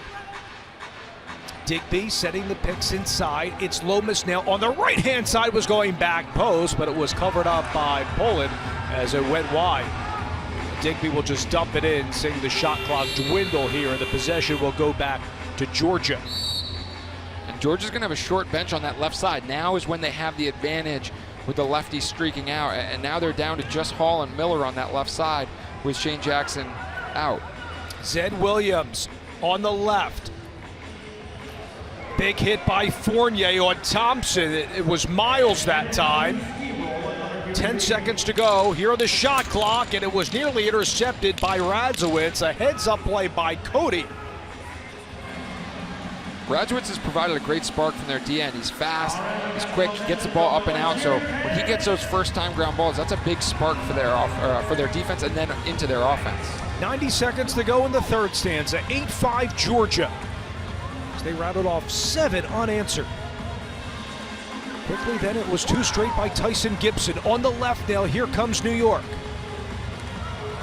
On the right, Thorpe now this time. Shot clock violation. Georgia doing a nice job, Mitch, as you have diagrammed, keeping New York outside. And a long streak here on the left wing that was open there momentarily for the captain, McIntosh. Lyle Thompson has a goal tonight, back out there on the floor as well. Stotts there on the left looking for his first, well wide, and it's Hall, who's been a nifty passer tonight for Ed Como's team. Behind the cage it comes, you gotta watch out for the crease dives, but it was intercepted there by John Wagner, and he gets the pick there by McRae. Long outlet to Johnson, he has 1-9, Johnson robbed, and a kick save and a beauty by Poland.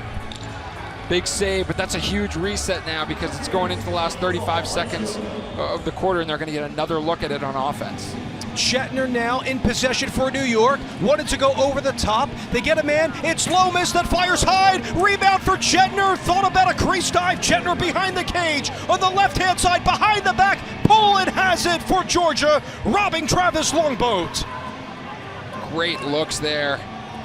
McIntosh 1v1 with McCardle, those hard stick checks. McCardle all over McIntosh, and a check again by Zed Williams helping out his Georgia teammate. 3 seconds ago, Stotts looking on that left-hand side. Zed Williams, oh, that's a big goal right before the horn for Georgia. It's 9-5. What a tough finish for the quarter there after getting so many opportunities on offense, going back and playing some great D. Zed Williams just using that big body to protect his stick and then fakes far side, brings it back near side. What a finish there by Zed Williams. Clock winding down, Georgia keeping the pedal down after a goal was negated. Look at Williams' tenacity to beat Bouquet. The Georgia Swarm lead 9-5 over the Riptide. The start of the fourth is coming up after this.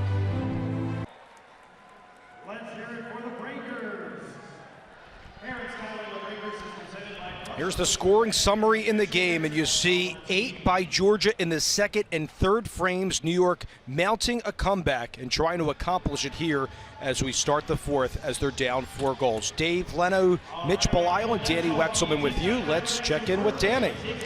Yeah, guys, so on that Shane Jackson play, you saw him wincing in pain. He came to the bench. He looked like he was in a ton of pain. He left. He's actually back already. I was told it was just a bump on the elbow. They were waiting for the hard whistle, and he's back in action. One of the toughest players I played with is Shane Jackson. I mentioned that to a couple people as I walked in the building today, and you can see his toughness there. He takes a beating, and not the biggest guy, but he always does a great job of popping right back up and making you pay for it. So glad to see that he's back out there and healthy again. Yeah, 5+ 30-goal seasons from Jackson. And then, yes, I'll echo your comments there. Great to see that Jackson is all right. Danny, thanks so much for that report. Start of the fourth quarter by NYCB Live over the Nassau Veterans Memorial Coliseum. There is Jackson, assistant captain for Georgia. And we're going to get a red flag flown right out towards the center dot by Reggie Thorpe and company. So he liked his odds on the Jackson one, went 1 for 1, so he gets another chance at it, and he's going to say that Zed Williams was in the crease before that ball went in. Reggie Thorpe, who's won 2 titles with Rochester, 15 years in total with the Nighthawks, will get his flag back, and we are going to have a review here. And again, this would be a big call if it goes against Zed Williams. Remember, one was negated by Shane Jackson with 3 minutes left in the third. Thorpe, also the head coach of the U.S. men's indoor team. You were a part of LaxCon as well at the Philadelphia Convention Center last weekend, and that was just great for growing the game for all leagues. Yeah, it was great to see you there down in your hometown of Philadelphia. It was, it's always just blows me away at the level of support the lacrosse community shows to that event and how many people you run into. All right, so here's the look at the Williams goal right before the horn.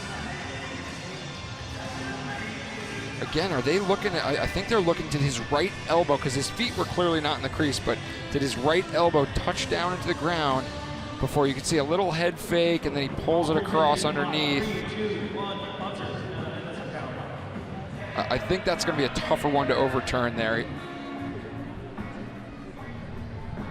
The speed with which he brought that from the fake back to the short side, the ball came out cleanly out of his stick. Again, they called it a goal on the field, so it's going to be tough to overturn. The other factor in play is the clock, which I don't know if we could see from that angle. Did he score before the clock went out? Because that was right at the buzzer. Zed Williams, the Virginia alum, 4th overall pick in 2017. Last year had 22 goals for this Georgia team, and add another this year for Zed Williams. It's a big one when we haven't even gotten the fourth quarter started there.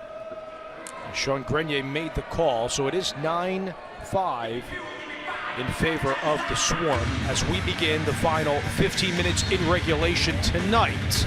Sellers now for the draw along with Woodall, and it's won by Radzowitz and New York. Radzowitz out there with Woodall and Wagner. Manley's up ahead. Those defenders will come off on the change, and New York will get set for their first possession of the fourth quarter.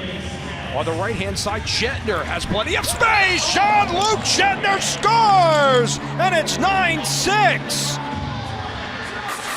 We talked about Chetner and Gibson back and forth, back and forth, back and forth. Here it comes again. We see Gibson, Chetner. So the young guns are leading this team. They're saying, get on my back, I will lead the way. Just simple, comes off the nice seal there by McCardle. McCardle pushes Sellers in, that gives him the room down the side, and he just makes the most of that opportunity, putting that far side. 5th goal this season for Chetner. Let's go down more with Dannon.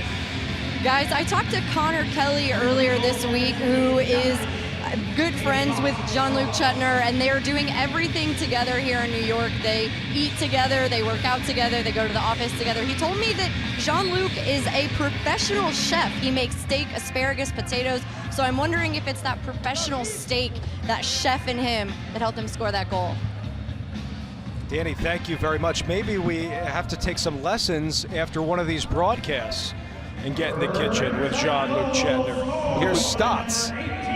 With a name like Jean-Luc Chetner, he must be French trained. It's a good hit there by Alex Woodall, and I'll have it in possession here as another player in Stotts goes towards the corner. And this will be a shot clock violation and get a good defensive stop by the New York Riptide. 37 shots on goal in the game for Georgia, 28 for New York. Stotts has been great tonight, along with Jackson with his 3 goals and 1 assist. McCardle has 2 goals as well. Gibson has it in possession here, has a pair too. Gibson's hanging out on the left-hand side. It's Longboat now behind the back on that 2-man game for McCardle. It's Gale Thorpe towards the corner, but it was challenged 1v1 by Sellers. And Sellers will win the duel that time, and with a long diagonal pass, the opposite went to Tutton. Tutton 1v1, getting his positioning. Bouquet with a big stop for New York. Tutton's using that big body to try to back his way into the net. I don't know if anyone, Bouquet made the save, and then the ball kind of plinkoed between 3 or 4 people. So Again, you want to find that rebound, get it out of there, make sure that you clear out the crease. Minute 40 has gone by here in the fourth. It's Digby with a Riptide down by 3. Diagonal pass, low bouncing shot goes into the netting off of Georgia. The possession will stay with the New York Riptide. It was Dan Lomas.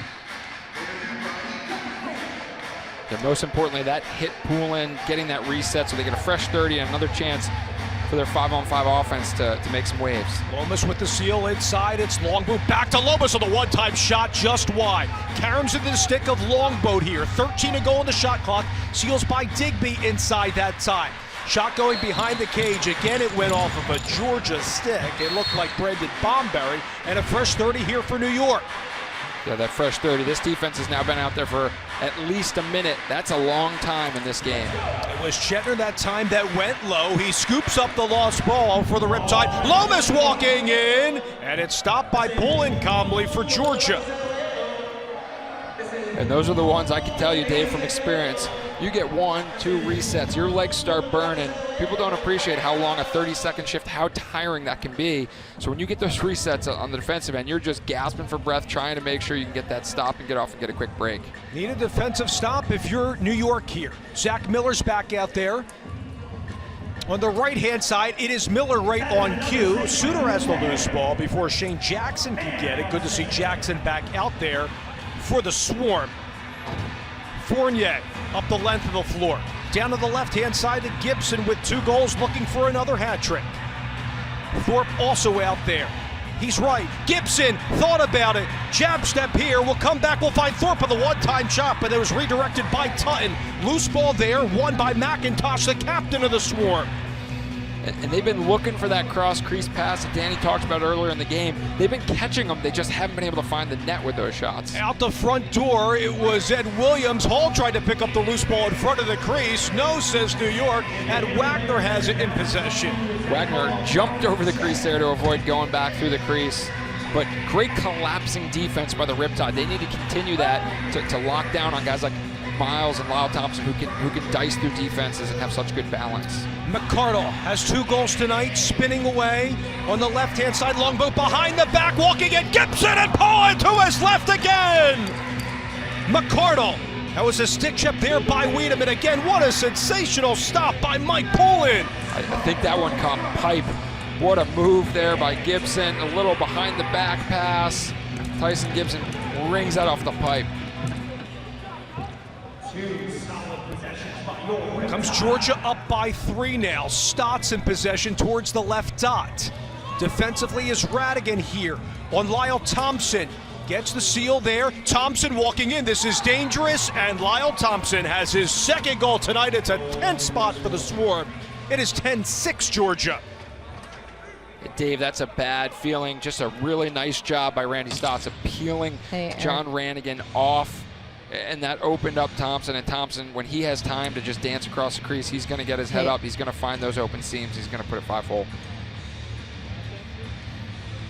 But you can see Ranigan gets picked off, and now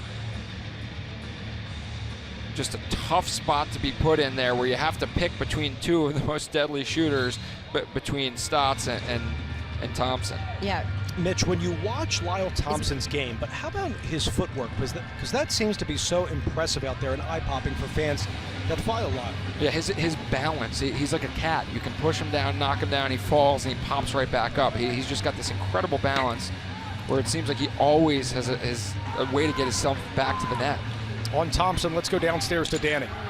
I talked to Jordan McIntosh earlier this week, and I said, give me one word to describe Lyle Thompson. He said electric, and he said, guys.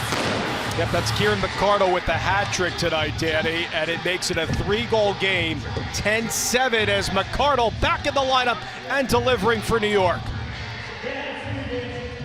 Speaking of electric, this place is getting loud. They felt this last week or 2 weeks ago against the Wings as the comeback started. Got 10 minutes left, 3-goal game. That is right where, if you had told the Riptide team that they'd be within 3 with 10 minutes to go, I think they would have taken that. 5th goal this season for Kieran McCardle, and another hat trick added to his account, the St. John's product who spent the last 3 years with Toronto.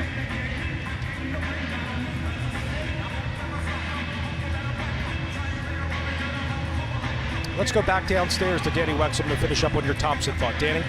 Thank you, Dave. I just wanted to say that Jordan McIntosh said, hey, don't just watch Lyle Thompson score goals. He does so much more. Watch him on the loose balls. He does so many things that go unnoticed.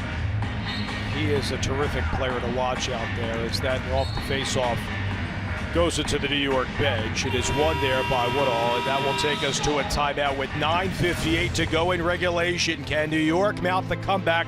They're down by 3 to Georgia. Can New York stop Thompson and company? We'll see.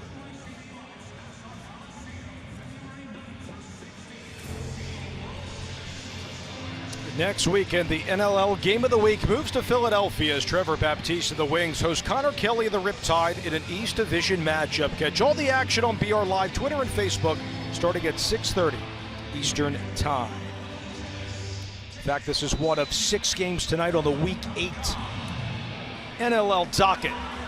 With 9:50 to go, New York in possession, down by 3. Last goal by McCardle, who earns the hat trick. And again, McCardle was looking for his 4th. That's denied in front. Lomas was cutting inside the middle, but Georgia had other plans there, and it's scooped up by Jason Noble. In his 5th game played, he has 1 goal and 1 assist this year, and he's really helped out in the absence of Brian Cole tonight for the Swarm. Yeah, Brian Cole, I talked to Jordan McIntosh earlier this week, and he mentioned how big of a part and role Brian Cole has been playing. Shane Jackson, it's a great play defensively by Wagner to help out Bouquet. Big save there by Bouquet. On the right-hand side, Digby out the front door. Pullen had it for Georgia. Long check there by McRae. Digby was there, and up the floor goes the opposite way here with Tutton.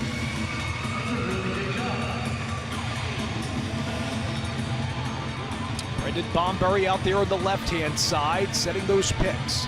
Shane Jackson here on the right. On the left, here's Miles Thompson. Thought about a dunk opportunity. Thompson will reset a player down for New York towards the right of Bouquet, though. And officials finally will blow this dead. It looks like it's John Wagner. And again, it looks like an elbow or a shoulder. Yeah, holding that right elbow.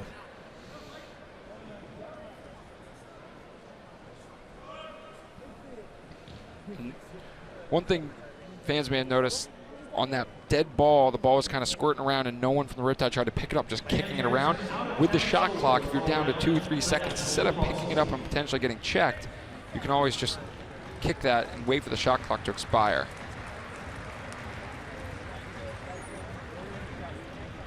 Nothing that you could see from that replay. It might have just been a situation of hitting him at a funny angle. Here he is cutting in the middle between the 2 New York players.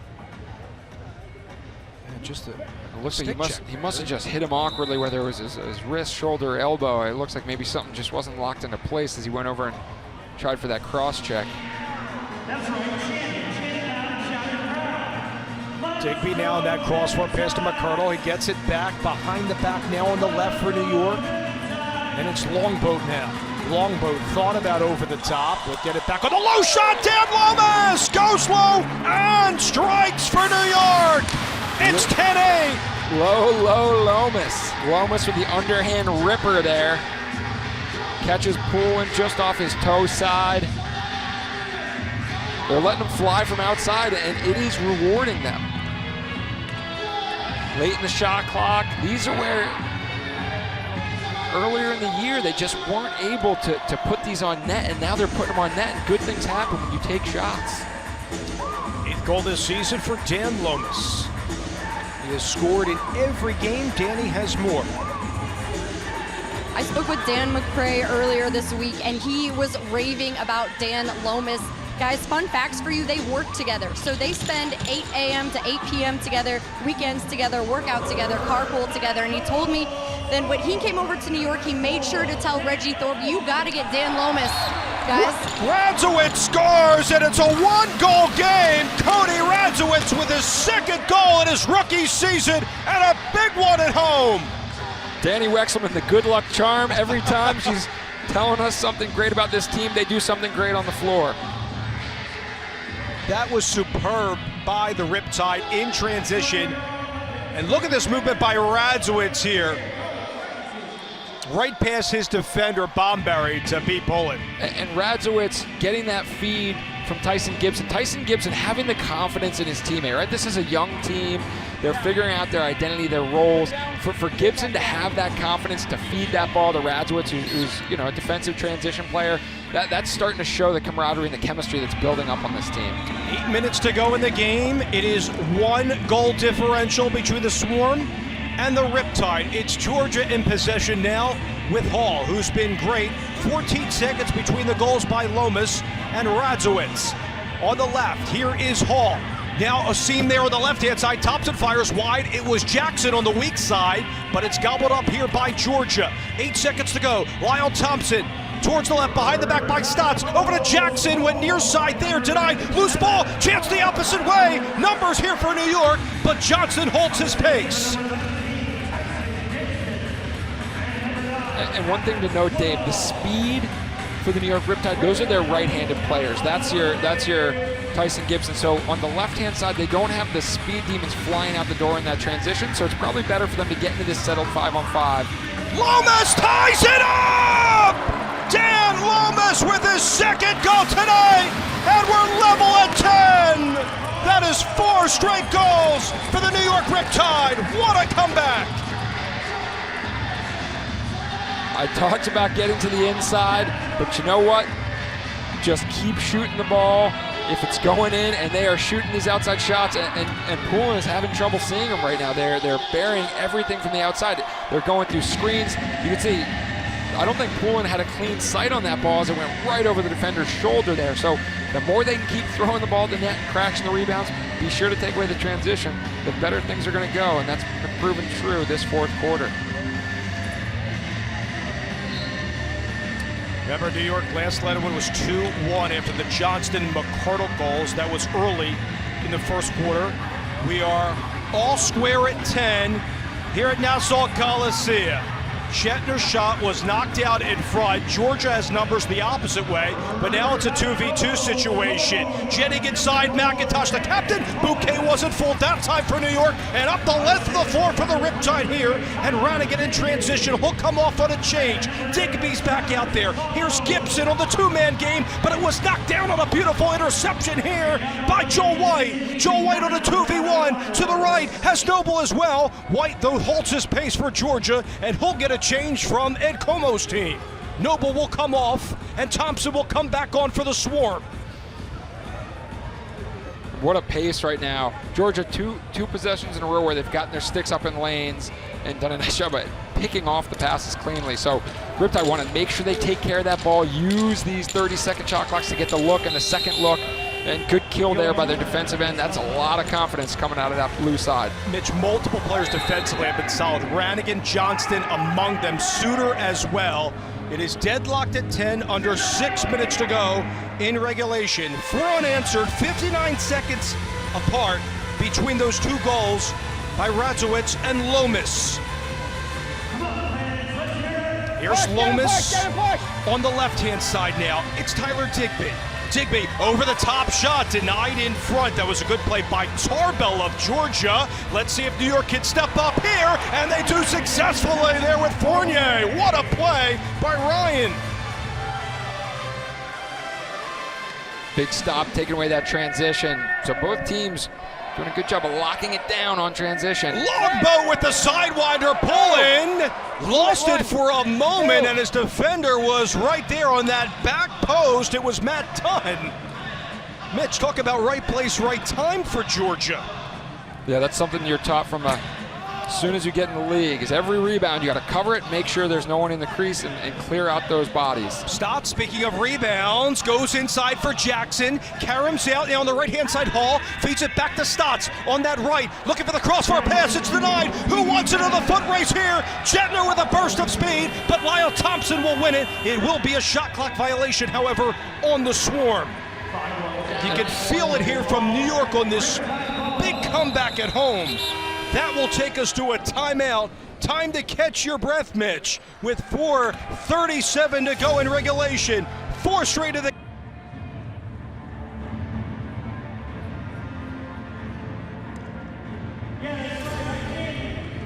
Oh, and February 1st, the San Diego Seals are making history at hosting the Colorado Mammoth for the first NLL game to be played in Las Vegas. For more info, visit sealslacks.com/Vegas. And Mitch, in other news around the NLL on this Week 8 slate, how about Caleb Crawford with a game winner in overtime over the Philadelphia Wings? That is New York's next opponent in Philly.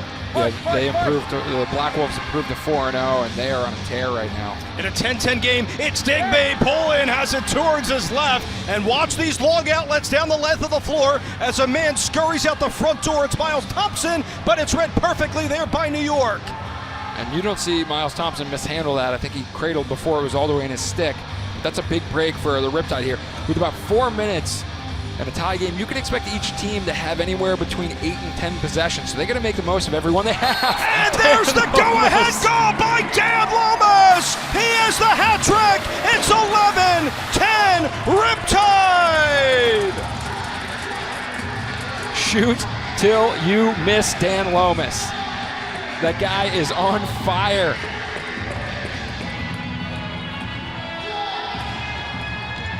Ton of space for Lomas. And he beats Poland, who was allowed 5 consecutive to New York.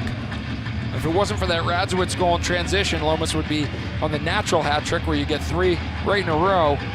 But the New York Riptide are on a tear. 5 straight, 6 of the last 7.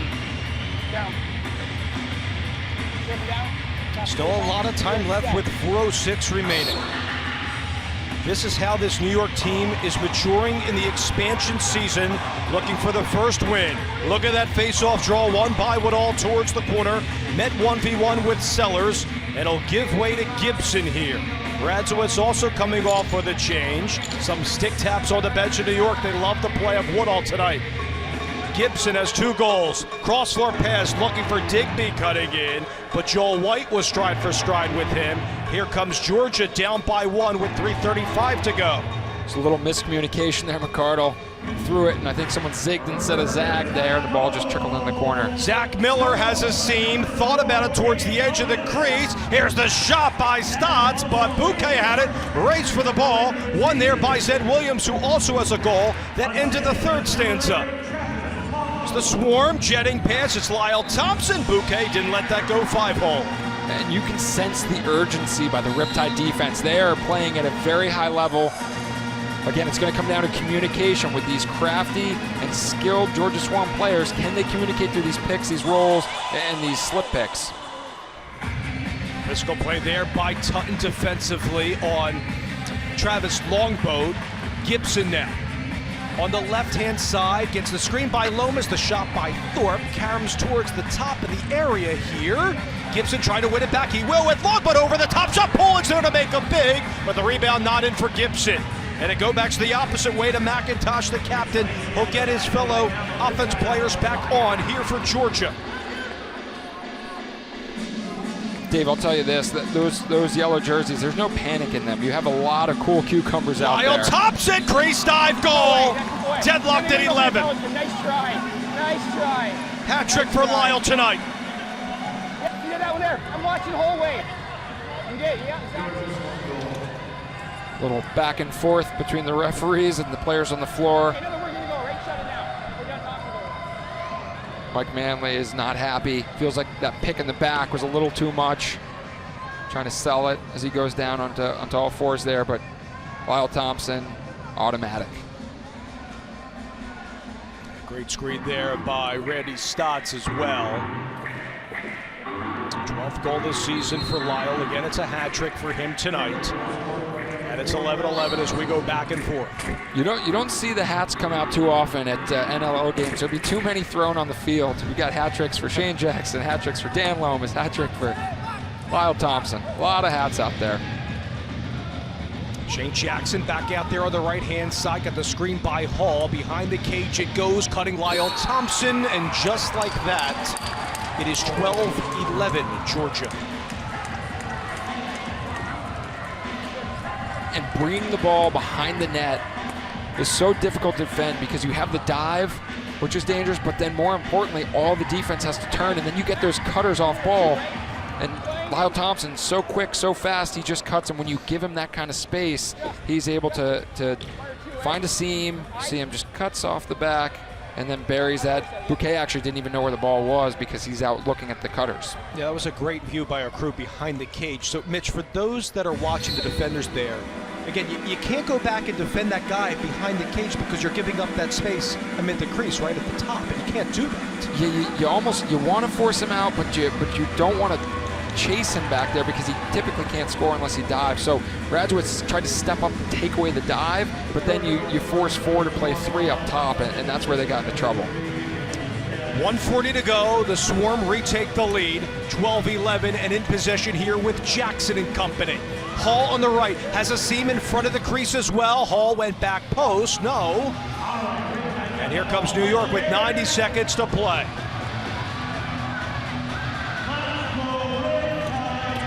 Gibson tried to go down Broadway. And Dave, this is where who are they turning to, right? Because this is a Lomas. Poland just had a beat on it on his right pad. Digby goes down. We're not going to get a call. It will be a fresh 30. It's a duel here between Dunn and Digby, and Tyler wins it for New York under a minute to go. And this is a situation where you gotta one-time shot. Lomas again. It was a hat trick tonight. Poland will gobble it up, and Georgia's not going to be a hurry here. They're going to wind this down with Wiedemann in possession. And look for the Riptide to, as soon as they get possession of this ball, call timeout so they get the ball to advance at half. They'll pull Bouquet as long as they can get the stop here. Good dodge there. It's Zach Miller. It's off of Suter as he takes one. Georgia scored the last 2 by Thompson. Another wide-angle shot, ricochets high. 20 seconds to go in regulation. Shot clock is unplugged. New York has to hurry here, and they're getting their offense players back out here on the floor. Crowd rises at Nassau Coliseum. Under 10 seconds to go. Chetner to the left. Gibson thought about it. Cross-floor pass. It is in! And the officials give the word! Are you kidding me? 1.3 seconds to go! And we are deadlocked at 12! And Dave, that's on me. I'm saying they need to call a timeout. They don't have a timeout because they threw the red flag in the first before the half even started on that Zed Williams goal. So they're without a timeout there. They quickly got their full offense complement on. They got Suter sprinting off, and they look backside. And Gale Thorpe, I mentioned earlier, he hasn't been as active the last few games. And what a goal here. I would not be surprised if they take a second look at this. But I think that bounced through and went off the net and then bounced back out. Here's another look at it. Thorpe. Right past Poland. And the official again. At first he said a reset of the shot clock, and then it appeared on that shot by our great crew that it does go past the line. Right there. And no one's in the crease. Under 2 minutes, they're going to review everything. So that's why we're in the booth taking a look at this. But the way that ball bounced, I think it actually initially hit the back of the net first, but the way that ball bounced, it was behind the line, and they called it a goal, so they're really going to have a lot to turn that over. But oh my that diagonal goodness. pass by Gibson. You've commented on his passing tonight, Mitch. Yeah, that's in. That's 100% in. Whether or not it hit the net the first time, that is fully over the line, and man, this place is about to erupt. Here's the official word from Grenier. Good goal. And we're level at 12 apiece. Gale Thorpe with his 5th goal this year. That's Coach Reggie Thorpe's son, Gale, who ended his college career at Ohio State, the number 33 overall pick. Biggest goal in his NLL career. It is 12-12. It looks like we're heading for overtime. With 1 second here, just going to try to pinch this ball down, let it go. Woodall and Sellers for the draw there, and what a comeback by the New York Riptide in this game. Gale Thorpe, the hero at the end, but not to be outdone by Dan Lomas with a hat trick on that streak in that sensational run by the Riptide. It was 5 goals during that stretch when they were down 10-6. They took an 11-10 lead. Lyle Thompson then had 2 answered, and then Gale Thorpe leveled it at 12. We'll step aside and get you set for overtime. Come on back. It's 12-12 as we go to OT after this. Gail Thorpe, the hero at the end of the game for the New York Riptide with a pallid 1.3 seconds to go in regulation. And we are starting overtime at Nassau Coliseum. Dave Leto, Mitch Belisle, Danny Wexelman, our entire crew. Sudden death, first goal wins the game. McCray has it here for New York, and what a comeback it's been tonight, twice by the Riptide, searching for their first franchise win in the expansion season. Check there towards the Georgia board there. It's won by McIntosh momentarily as three Swarm players collide there on Suter. Look at the physicality by Suter to find Lomas, and numbers the opposite way. It's Lomas for the game. It goes wide. What a sequence there for New York, and Suter. It goes down the opposite length of the floor. Joel White momentarily had a scene, but again he gives way and gets his offensive players back on the floor. Lyle Thompson is back towards the middle. Stotts now. Lomas just put his hands on his head as he went to the bench. He had a chance at that one. Randy Stotts goes behind the cage here. Zed Williams is there. Williams thought about it, gets the screen there by Lyle Thompson, marked by Wagner. Stotts at the top, dodges past one man. Stotts! Oh, that hit the pipe! Lyle Thompson goes towards the quarter board, hard hit by Manley, and let's see what the officials say. It looks like possession will stay with Georgia. And they need to match up quickly here. On the right-hand side, Williams going inside the Stotts, spinning left. Stotts thought about it. Wagner was off balance. In the OT, first goal wins it. Georgia behind the cage yet again. They've been advantageous at that tonight. Hall at the top. Back to Stotts, spinning left. Stotts, bouquet, big save. Down the length of the floor, Wagner over the top for Radigan. Man out the front door. Radigan walking in. Oh, Poland with the save of the night. And Radigan, former member of the Swarm last year, man, did he want that goal. I wanted it for him. New York guy coming here to the Riptide, finding a home. That would have been a storybook ending, but we still got time. Two golden opportunities for New York. Go to the wayside. Miles Thompson thought about a rip. Jetting inside. Again, it goes off the pipe. Bouquet was there yet again. Suter collides. Chance the opposite way. Here's the captain, Dan McCray. 1v1. McCray, bulldozer his way. Shoots. He scores! The captain, Dan McCray, lifts New York to the first win in franchise history. 13-12 over the Georgia Swarm. What a way to end it. The captain leads him to victory. John Radigan with a chance. Man, he's going up and giving Bouquet a huge hug. What a team effort from top to bottom there. Contributors all across the board. Dan McCray with his first in the OT, and Dan McCray wins it for the New York Riptide. That's what a captain should exhibit, and he delivers for New York. What a moment here for the Riptide and head coach Reggie Thorpe.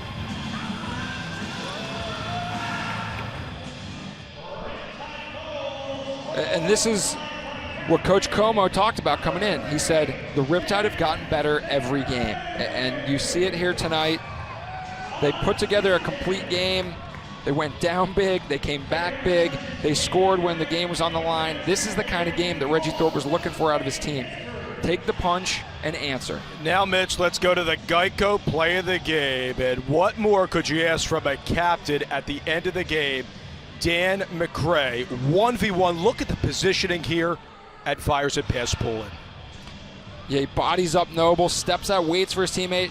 Both Swarm defenders drop off of him, and he says, you know what, I'll do it myself.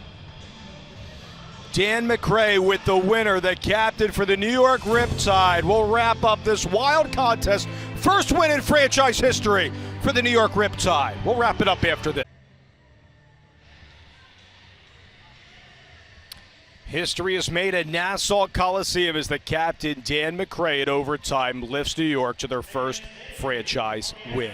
Downstairs to Danny Wexelman. Dan, first win in franchise history. Only fitting that you scored the game-winning goal. You thought about resetting there, but you changed your mind. That was a pretty good idea, huh? I guess so. I don't know. I'm a defensive player, obviously. It's always been ingrained in your head, you know, cross over half and try to find an own guy. We've just been battling so hard this whole season from training camp up. You know, we were working our tail off to even get back at that game, and saw a chance to put one on net, and thankfully it just went in. You told me earlier this week you've been working on your speed. You've got pretty good speed for an old guy. You keep referring to yourself as an old guy. That looked pretty good, no? Yeah, we're a young team. We're so hungry. We're so young and athletic. So maybe it's just because of the group of speed and athletic guys that we have in our room makes me feel a little bit older. But hey, we work collectively. Everybody pulls a rope. We don't have any superstars on this team, so it's an overall team win tonight. And it actually started with Alex Buch in net. A huge physical game between the two teams tonight. What was the difference in the fourth? Yeah, I think it was just a pushback from our offense. You know, they really capitalizing on their outside looks. The east-west ball movement really helped open things up. Lomas obviously had a couple of big goals, McCardle there. And then once we started sniffing momentum, Buki was making some big saves on our end, holding us in the game, and just keep saying it's an overall team win, and it's so deserved from Eric Baker and our ownership all the way through our coaching staff, all the players, all the help behind the scenes. We've been working to this point, and now we're going to push and set some new goals. Tonight was Stick Up to Cancer. Who were you playing for tonight? Yeah, I put a couple names on my stick. My Aunt Diane, and then one of my teammates from college lacrosse at RIT, Willie Rago. So a couple people special and close to my heart, but I think everybody has that. So there was definitely some extra motivation on our bench tonight. Dan, congratulations again. Go celebrate. Thanks so much. Dave, back to you. Danny, it was a memorable night on many fronts, but the New York Riptide getting their first win, Mitch, in franchise history, went on a 7-2 run to end the game and ultimately win it in OT. Yeah, and with an expansion club, you got to rely on the young and the old, and it was Dan Lomas who really stepped up and led the way with his 3 goals in the fourth quarter. Gale Thorpe, another young guy, ties it up with 1.7 seconds left, and then you go back to the captain, the grizzled vet, Dan McRae. You hear him just such a class act, talking about the ownership and throwing it back. So awesome to see for that first win for the New York Riptide, and especially for him to get that game winner. And conversely, Georgia will now fall to 2-3 on the year. They lose their 3rd straight. Once again, the final 13-12 in favor of the New York Riptide. Visit NLL.com for an all-access pass to the National Lacrosse League and get the latest news, highlight stories, and more. For producer Eric Singer, statistician Corey Cross-Hansen, Mitch Belisle, Danny Wexelman, and our entire hardworking crew, this is Dave Leto saying so long and thanks so much for watching. What a surge by the New York Riptide. They win their first game in franchise history, 13-12 over the Georgia Swarm. New York wins it at Nassau Coliseum.